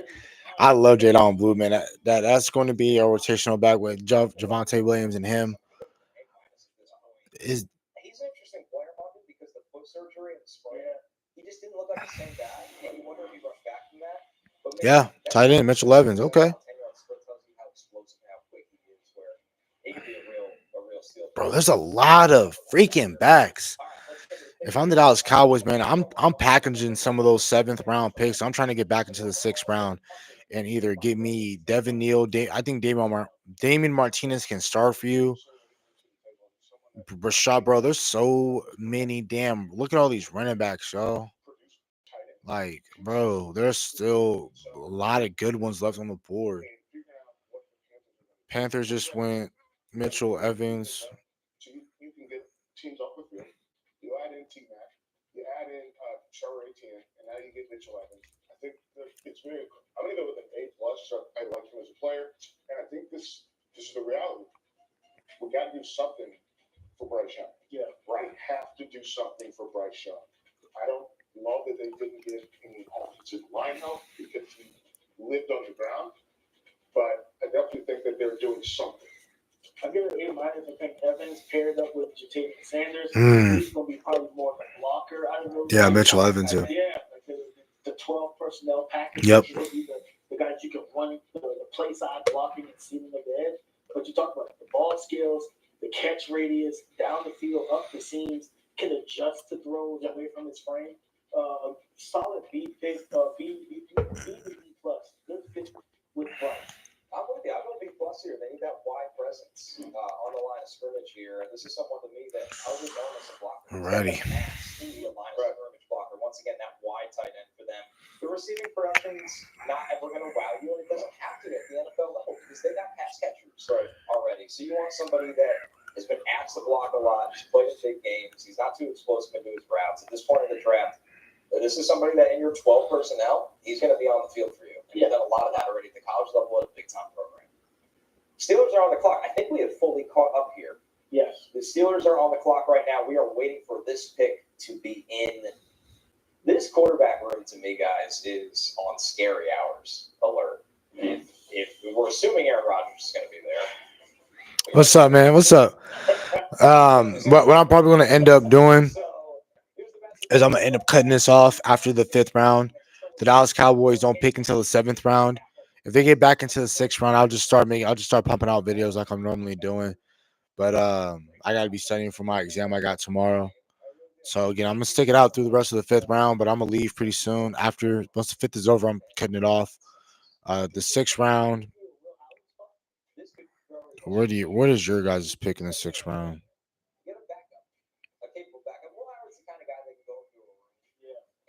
Do you guys know? I don't even think you guys pick in the 6th. Let me see. Do you guys pick in the 7th? Yeah. You guys have the 3rd pick in the 7th round. We have 3 picks in the 7th round, so I'm going to be making a crap ton of videos. I'll just be making videos about that. I think the Dallas Cowboys need to get back into the 6th round and get them a running back because you look at all the running backs that are available right now. Damian Martinez, Devin Neal, Brashard Smith, DJ Giddens, bro. Those are some really damn good backs. If the Dallas Cowboys can pair up some of their 7th round picks, if not all 3 of them, getting back into the 6th. Yeah, I know. Marcus and Bow. Yeah, I text you about that. That's a damn good pick. And I'll even show you on my board, bro. I had him as a 3rd round graded player right here. I really like him a lot. I really like the quick feet that he has. Great, moves well for his size. A powerful player. I think you guys are going to put him in at guard. Yeah, no, for sure. I think you guys have one of the best drafts in the entirety. If we're just ranking it by division, I think we go Philly. There's a tie between us and then Washington, but Washington still drafted really well. I know I'll put them last in terms of drafting, but I still like their draft. I'll put y'all if we're in a tie. I'll put y'all like 1A. I'll put us 1B. I think you guys did have a better draft by in my opinion. But I just think you guys have different needs than we do. Like if we didn't need that much help at defensive tackle, damn, y'all got Dexter Lawrence already an all-pro defensive tackle. We paired that with Darius Alexander, who I really love. And then y'all got the best defensive line, arguably, in football. So, the pick is in for the Steelers, who I still think, hey, Yaya Black, man, they got them a massive defensive tackle. But not only that, he comes from that Iowa system, and they play really great football out in Iowa, as we all know. That's just a football. They pump out great defensive players, but Meat hook hands, 337 pounds. He played nose. He's got size and strength to be a space eater. He can hold the point of attack. Not a lot of flexibility, not a lot of speed. I love the effort he plays with, though. This for the Steelers is let's get better and more stout in the Yep. defensive line with depth here. Yep. Damn good pick. Damn good pick by the bro. I know, man. That's what makes it crazy about this draft, and what could have made you guys even probably one of the clear second in the division in terms of the draft. Yeah, if you guys didn't give up extra capital for your quarterback, I believe you guys could have still got Jackson Dart in the second round if y'all wanted him that bad. You know what I mean? There's still a really good quarterback I really like that's available to me, and Will Howard. I do think that this guy who wins a Super Bowl out of all these dudes before anybody else, I think it could be Will Howard, depending on the type of situation he goes to. That's how high of how high I think of Will Howard. I just don't think he's a better athlete than Dart or Milrow. But Will Howard is pro ready made, in my opinion. I think he goes to the next level and be a damn good starter. Can even give your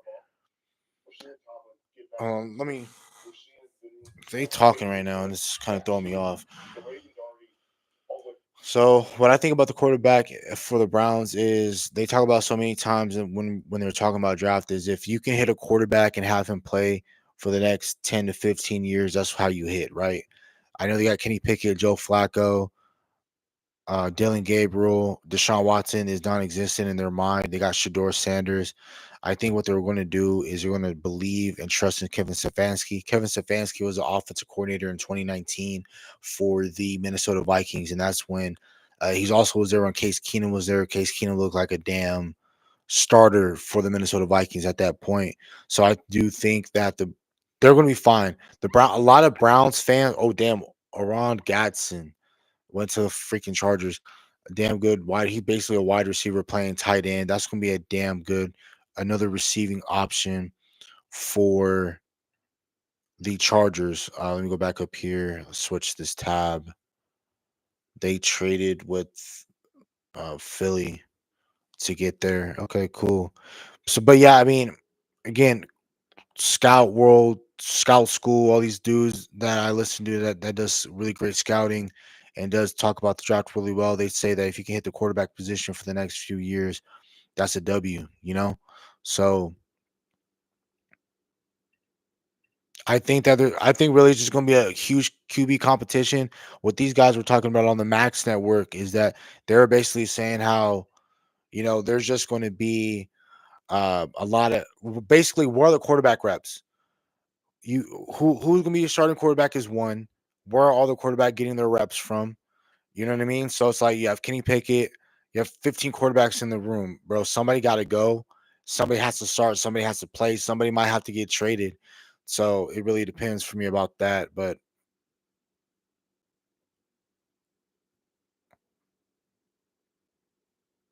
you said yes. So yes, Nick Nash, Tez, Restrepo. I will show you my wide receivers. I can show you my board, but I'll show you on the draft who's still available. Ted Johnson is still available. Tory Horton, who I really like a lot, where if you watch that Colorado versus Colorado State game in 2023, where oh shit, speaking of him right now, he just got selected by Seattle. That's a damn good pick. I really like this pick if you're Seattle. I believe he could be a starter for them. But Horton is gone. But yes, you still have Nick Nash. You still have Isaiah Bond. A lot of people like Isaiah Bond.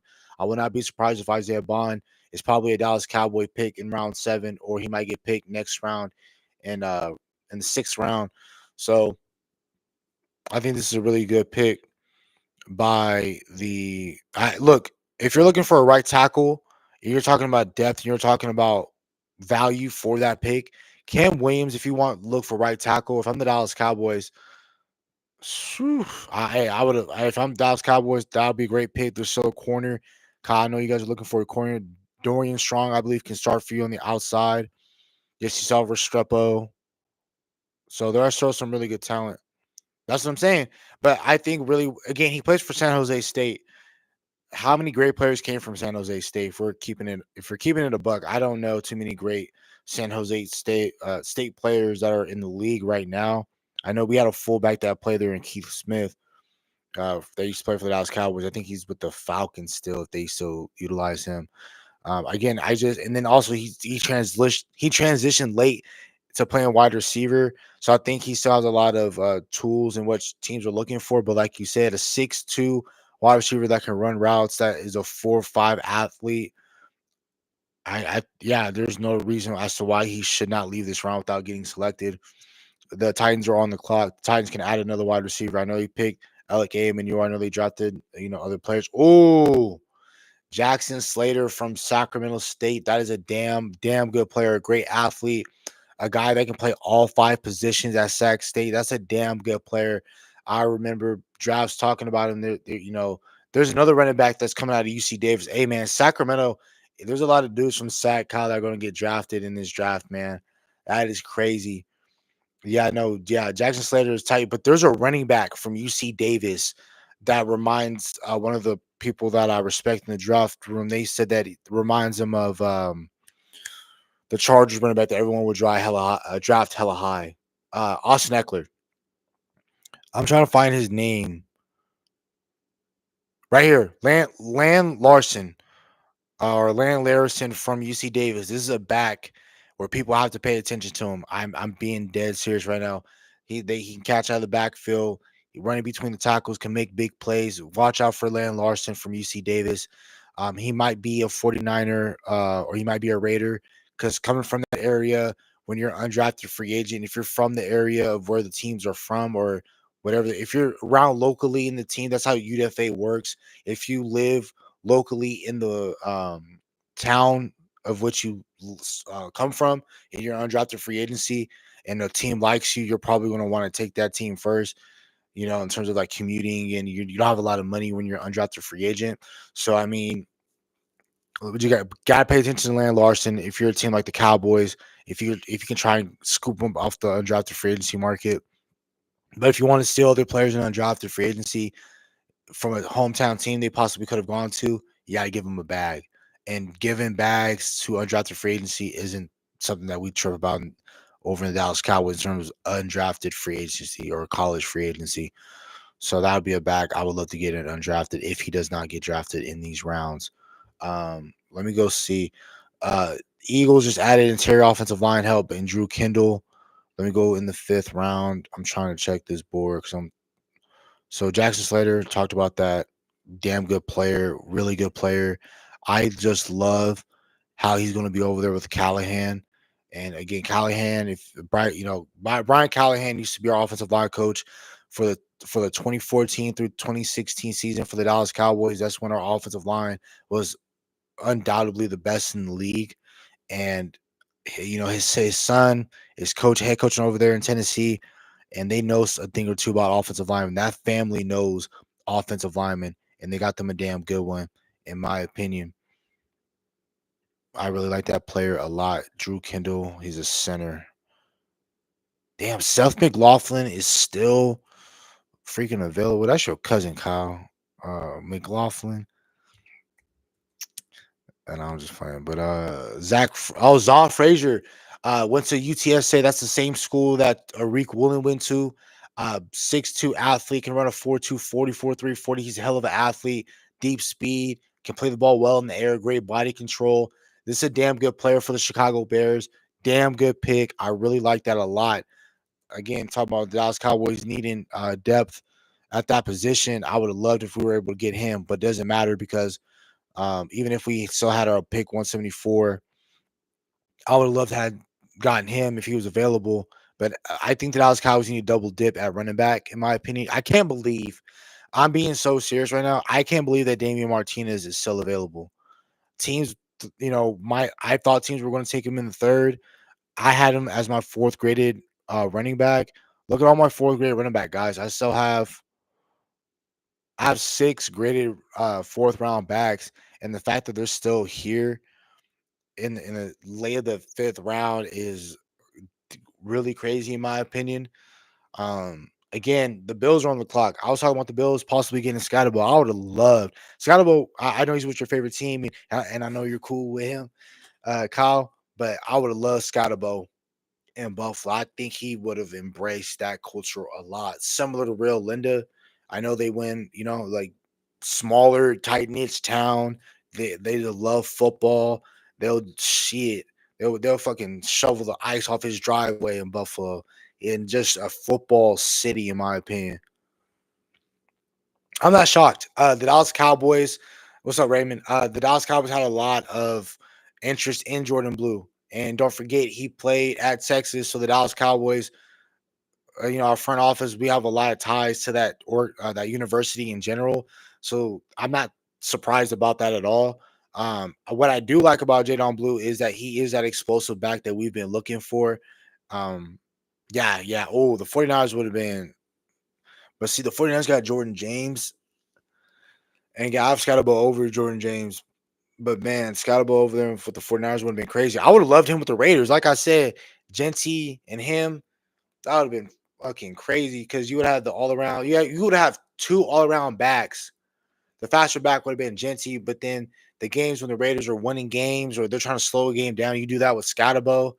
That would have been that would have been crazy. You know what? Hey, I hope EA. I don't know if Scottaboo gave his rights to EA in terms of like college, not college. I know he did for college football, but for the NFL, where he's in the game for Madden, that would be hella cool. I might just like go on my gaming channel and post gameplay on that if he is available, in Madden throughout the weekend or whatever. But yeah, no, yeah, Raymond, I'm not shocked at all that we took Jaden Blue. Went to Texas, a very explosive back. He's a 4.3 athlete. He catch out of the backfield, but reminds me of Tony Pollard. He's a smaller Tony Pollard in my opinion, but I love Jadon Blue. Yes, I know.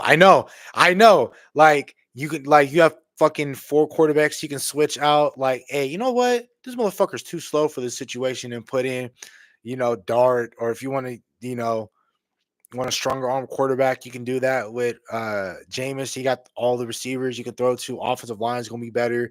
Your defensive line packages will be fucking crazy. You can probably put Kayvon Thibodeau or Abdul Carter at linebacker and just blitz Abdul Carter the entire game from linebacker damage run. That'd be fun. That's going to be crazy. Playing the Giants in Madden next year. Yeah, no, that's gonna be one of those teams where like you ever see people pick like the Jaguars? Like it'd be like Madden 22. Like, why the fuck are you playing with the Jaguars, bro? You know what I mean? They'll be like a 75 ranked overall in Madden, and they'll just be whooping your ass. I think that's what the Giants are gonna be. They're gonna be like one of those sneaky Madden teams where you're just like, he bust my ass with the Giants. You know what I mean? Because it's different playing early 2000s Giants when you guys were winning Super Bowls. You know what I mean? But like the trade right now that's going on. The Patriots are trading pick 171 to the Lions in exchange for pick 182 and pick 228. So let's go back over here. Who did the Bills pick? Jordan Hancock from Ohio State, solid player. But yeah, nah, man. That's cool. I feel similar to the Dallas Cowboys. I feel like we'll be semi-usable, but it does depend who we get at wide receiver. If we don't get another I know we have Jadon Blue. I love the running back room just a little bit better. I don't fully love it. There are still a lot of running backs I like that I believe the Dallas Cowboys need to package some of their 7th round picks and get back into the 6th to I'll even give up next year's 5th or 6th round pick because we'll have so many compensatory picks next year. It'll just make sense if we're able to give up even next year's 5th round pick to get a running back in this draft class. And again, you guys are looking at my board. Look at all the running backs that I really like. I love Rashard Smith. Reminds me of a Tony Pollard, more of a Tony Pollard because, again, one of the faster backs in the league. Yes, Jadon Blue, Rashard Smith will basically be similar players, but Rashard Smith will be able to actually line up in slot. He can be a wide receiver for you if you want. If you want a more traditional running back, Damian Martinez, Devin Neal is a very highly productive back in the Big 12. Very underrated playing at Kansas. I love him a lot. I think he'll come in. I think Martinez or Neal can come in right now and take place of Javonte Williams right now. If we draft another running back in the 6th round if we trade back into it, or even the 7th round. Any of those backs are available. I think that we're going to get rid of Miles Sanders. I think Miles Sanders will be the odd man out. Him and Deuce Vaughn, but I probably would keep Miles Sanders just due for him playing and having the experience, still a starting running back in this league or a rotational running back in this league. So there's still a lot of great talent left on the board. Corner, if you're looking for cornerback help, Kyle, Kobe Bryant's a damn good outside corner. I think you guys would love him and Deonte Banks on the outside. I know you got Paulson and Debo. I think you guys are gonna play him in the slot, right? Like blitzing. We got Mello Dotson, I believe, who's still available at cornerback. There's a lot of good corners I like in this draft class. Seth McLaughlin, I like him a lot at the center position.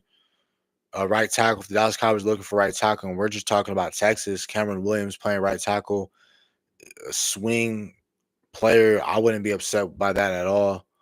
But Isaiah Bond, I always surprised the Dallas Cowboys if they're like, oh, we'll get our wide receiver here. And I think it's Isaiah Bond, but I think he needs to work on his route running and understanding how to utilize that speed because he's just a straight line track runner where he can run super fast, but change direction needs to get better. And his understanding the pacing of his routes does need to get better as well for Isaiah Bond. Pick 171 went to the Lions. We're going to share this tab. Bam, Detroit, New England. I remember seeing pick 82, 71 being involved, 30. All right, why are they fucking with me right now? Miles Frazier. Again, they got Tate Ratledge. They just got Miles Frazier right now. I had him ranked as a 4th round guard. Let me go look at my board. I'm gonna lie. No, I had him. No, hold on. Miles Frazier. Yeah, I had him as my best 5th round player. The Luke Condra is still available. Then that's great. Willie Lampkin, I like him a lot. He's 5'10", center. People are wanting him to play fullback, but I'll talk about him later. If he does get selected. But Miles Frazier goes to the Lions, and they're just getting even better at the offensive line spot. I really like what they're doing right here. Okay, here we go. Where is it? Miles Frazier. Damn good player. I really like that pick a lot by the Minnesota Vikings. I'm sorry, Detroit Lions. I'll say Minnesota because you're in my face right now. But who do they trade? Oh, the Rams? Okay.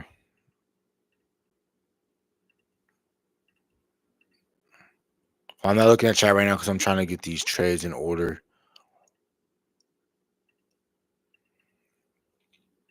Yeah, no, y'all take it. Come on now. Alrighty. Really good player. I'm pretty sure the Rams would have liked to take Miles Frazier. I think the Rams could take an offensive lineman at this spot. We're in the 5th round still. They could take Tej Johnson. They can add more to the wide receiver room. I know they got Devontae Adams. I forget that Devontae Adams went to the Rams. You talking about fantasy value. Shit. Him, Terrence Ferguson. The Rams have a lot, bro. The Rams are going to be so damn good next year. It's not going to be funny how good they're going to be next year. They're going to be super good next year. The Rams are. Pick is in.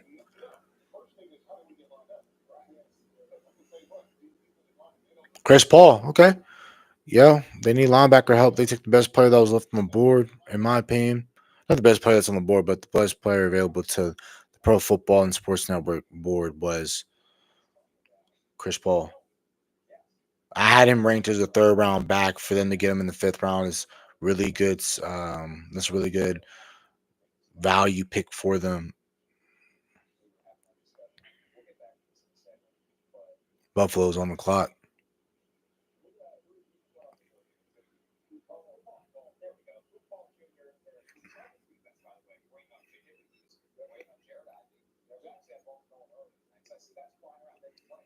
Bro, Aeneas Peebles, defensive tackle for that would be great if the Dallas Cowboys can get some of these defensive tackles that are available to them. Who else do I like? I like Nazir Stackhouse. In terms of just backup one tech, I like Thor Griffith. That's a solid player.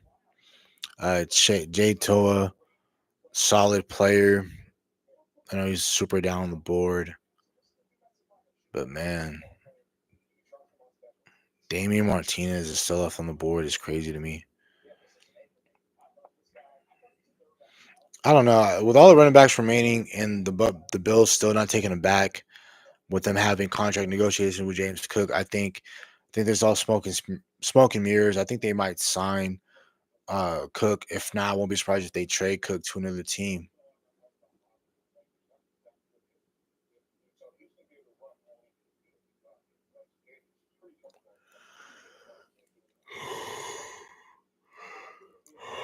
Man,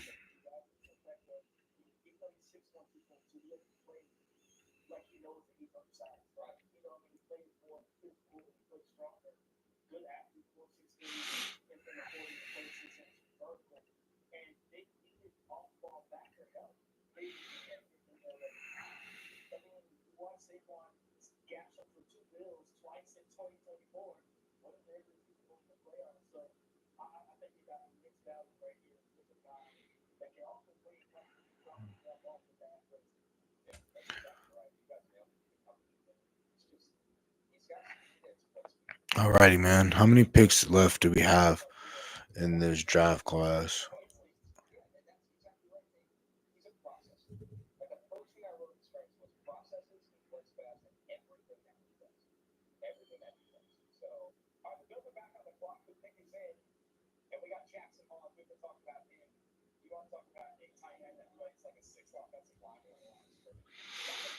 Jackson Hollis, yeah, that is a really he's decent in the run blocking game. He isn't a mauler, as what they're trying to portray on here, but he's a solid player, and I think he'll be a third tight end. You got Dawson Knox, you have Dalton Kincaid, you have some really good tight ends over there, and Buffalo.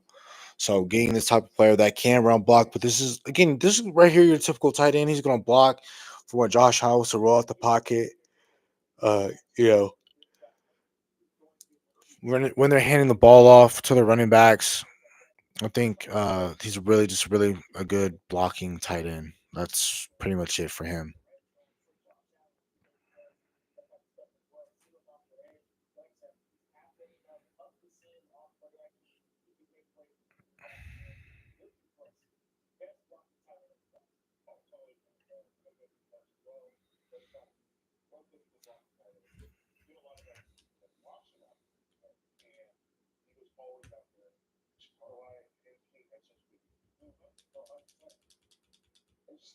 It's the Bills. Like it's so far the perception of the Bills. Josh Allen explosive plays. You watch the balance in the offense. Okay, let's have 6 to 7 guys in the line of scrimmage that can block, and now we can threaten with the run and open things up for Josh Allen. That's why they've been so successful. We got another pick here for the Cardinals. The pick is in. They go corner Denzel Burke, starter Felder for Ohio State's defense. Okay, they use our pick for corner and Denzel Burke. Okay. Yeah, he's a good football player. I'm surprised he fell this far, but he is someone that I'm more surprised Dorian Strong is still here. he's going to fight through constantly to make sure he makes the play. That's what he does. And when you watch him against the run, an asset against the run. He's playing zone, he's playing man, and no folks. Damn good player. I like what the Cardinals are doing there. I know they got a corner last year that they drafted out of Rutgers, and then they got Burke, and then they got Will Johnson. They're completely overhauling their cornerback room, and they did lose Byron Murphy. That was one of their better corners. They lost him to the Minnesota Vikings. So solid player. I like what they're doing out in Arizona. They're getting a lot better as a football team. I really like them and what they're doing a lot defensively. Walter Nolan, Johnson, Birch, Simon, Burke, solid.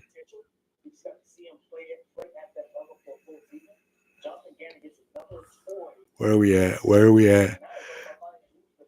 Okay. The Bills. Okay. So Seahawks are on the clock. Again, y'all, I'm gonna shut down the stream. Once the 5th round is over, Cowboys don't pick it all in the 6th round. And I know these rounds are going by super fast. If they make a move in the 6th round, I will be here to make a video, no doubt about it. Again, I had a great 3 days with you guys. We went strong today. You know, we covered round 4, round 5. I would do 6 if the Dallas Cowboys had their 6th round pick because I think there'll be immense value for them. I think they could trade back in to the 5th round and get their trade back into the 6th round and get their player. I think there's another running back I believe that the Dallas Cowboys should go after. We look at running back right here. We're talking about a guy that can come in and start for you right now. I think Damian Martinez can start, and you can have Jadon Blue be your power would be Damian Martinez. I'm sorry. Power would be Damian Martinez, and your lightning would be Jadon Blue. And you're talking about wanting to run the ball. You'll be able to run the ball in Dallas with Tyler Booker, BB Smith, Terrence Steele, Tyler Guyton, whoever plays left tackle for you. That would be a damn good wide receiver. Running back haul right there. Seahawks, I think they should go running back. If you're talking about getting rid of either Zach Charbonnet or Kenneth Walker, I would get rid of one of those guys and take a running back right here.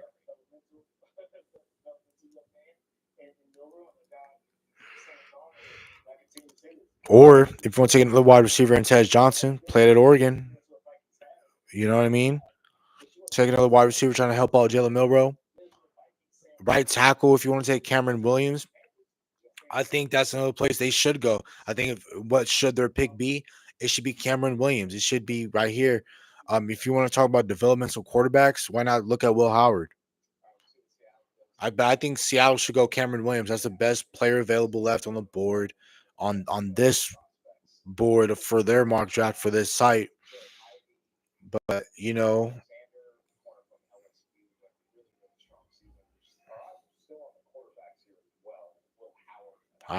bro.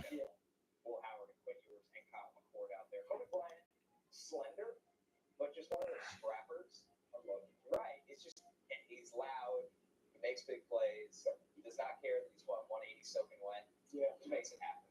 no, plays much bigger than Trent. Much bigger than Trent. One of the more aggressive corners and physical corners in this class, whether it's raking through the hands of the receiver at the catch point or just being super disruptive and handsy and grabby when he's in man coverage. So the pick is in for Seattle, and they're going with an interesting player here with Alabama, technically tight end, Robbie Woods. I watched him, guys, and thought he might be an NFL fullback. Yes. Just the way Sure. just lead blocker. You know, That's what he's good. Right. Like that's what he's good. He's good at making somebody. But I love when it's line up and wing and comes across formation to lead somebody in the hole. Right. I love when he lines up in line. He can create that space. He can do all those things. I'm gonna give this. I'm gonna give it a C. I'm gonna give it a B minus. But he's a good player. He has a role, but I think is important. So I'm gonna go with that. I'm gonna go with C plus. I feel like this is a pick you probably got a little bit later in this class. You know what I mean? But they three key points like playing fullback, like Right. lead blocker. You want to run some whams. If that's the case, I would have. If you're talking about him playing fullback, I probably would have gotten Willie Lampkin. I think he play offensive line more than he will do fullback. But if you have that in theory, trying to, And he's gonna go out there and block. And he's not a bad athlete at all. He's not like from 274, right? 55. Like if you have like kind of tripped out to the flats, he can get out there and catch the ball. trade. So Robbie Woods. There's a trade. Anybody that takes a fullback. Here, the Ravens are trading pick 176 and a 2026 sixth round pick to the Jets in exchange for their pick 186 and a 2026 fifth round pick. So a swap here. The Jets move up now and they move down later. And the pick is in for the Jets, and they're going with pass rusher Tyler Barron from Miami here, guys. A productive edge rusher. So just go back-to-back Canes. In these picks right here. Damn good pick for the Jets by getting Tyler Barron. I really like Barron a lot. This is a really solid player, depth piece for the Jets. I know they have Will Johnson, Jermaine Johnson, I mean, not Will Johnson. I'm sorry. They have Jermaine Johnson. They have Will McDonald. So they have, this is another really solid value type of pick for the New York Jets. Again, you're talking about adding value, adding picks, adding more players to that defensive line group. Again, Aaron Glenn, all those guys got scarred by injuries last year. They want to make sure that they have as many good defensive linemen, backers, corners as possible. So that's why when they do face with injuries, they're able to play solid and they feel comfortable in what they got. Losing it, but basically his best defensive player last year, Aiden Hutchinson, he wants to get as many pass rushers as he can available to him out in the Jets world. So I really like what Aaron Glenn and that staff is doing right now. Again, that's about it for the stream. We did damn near 3.5 hours on the stream. We talked a lot of football in here. Again, I really love the 3 days of the draft and covering it with you guys. This was arguably not arguably. This was my best year in terms of covering the draft, in terms of breaking down the players for you guys, and just having a lot of fun talking about these players, how they fit, why it makes sense. We had so many great drafts, in my opinion. I had a lot of fun doing this, man. I really love the draft. This is my favorite time of the year, just not only from a Cowboy perspective, because that's the only thing we have something to look forward to, but I love the team building aspect of the NFL. I think that is one of the most precious things about team building when you're able to do it at the pro level is fun. You put your work out there. It's gonna be really fun, and I really love what the Dallas Cowboys are able to do, what they did in the draft. I love what the NFC East did in general. I loved what the Cardinals did. I loved what the Chiefs did. I like what the Raiders have been doing so far. Rams are going to be a sneaky team. I love what the Patriots did by adding more to their quarterback and offensive line, receivers, options. I love that. I love what the Titans did by getting Alec Amenior, getting wide receivers, trying to get as many players as they can possible.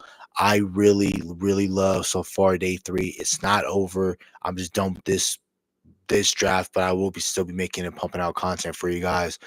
My prediction, I think the Dallas Cowboys need to package up both of their 7th round picks, get back into the 6th round, and take one of the running backs that are available. One last look at my back. We need another running back. I would love Damian Martinez. I don't think he gets to us in the 7th round at all.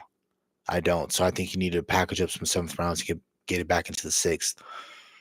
I think for sure, I really do feel like if you get Taj Brooks or Kyle Monangai, again, we need more of a power, youthful power guy. I think Damian Martinez can be that for us, or Devin Neal. But man, I love what the draft has brought us this year. Wide receiver, you saw Ricky White. Horton already been selected by Seattle.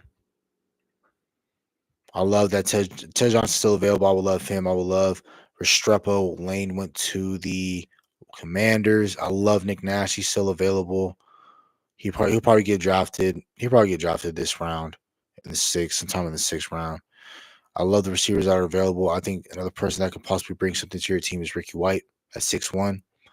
If you like Kobe Hudson, that's going to be 6 feet. Nick Nash, Cowboys like bigger wide receivers. I would like Nick Nash to be your wide receiver 3.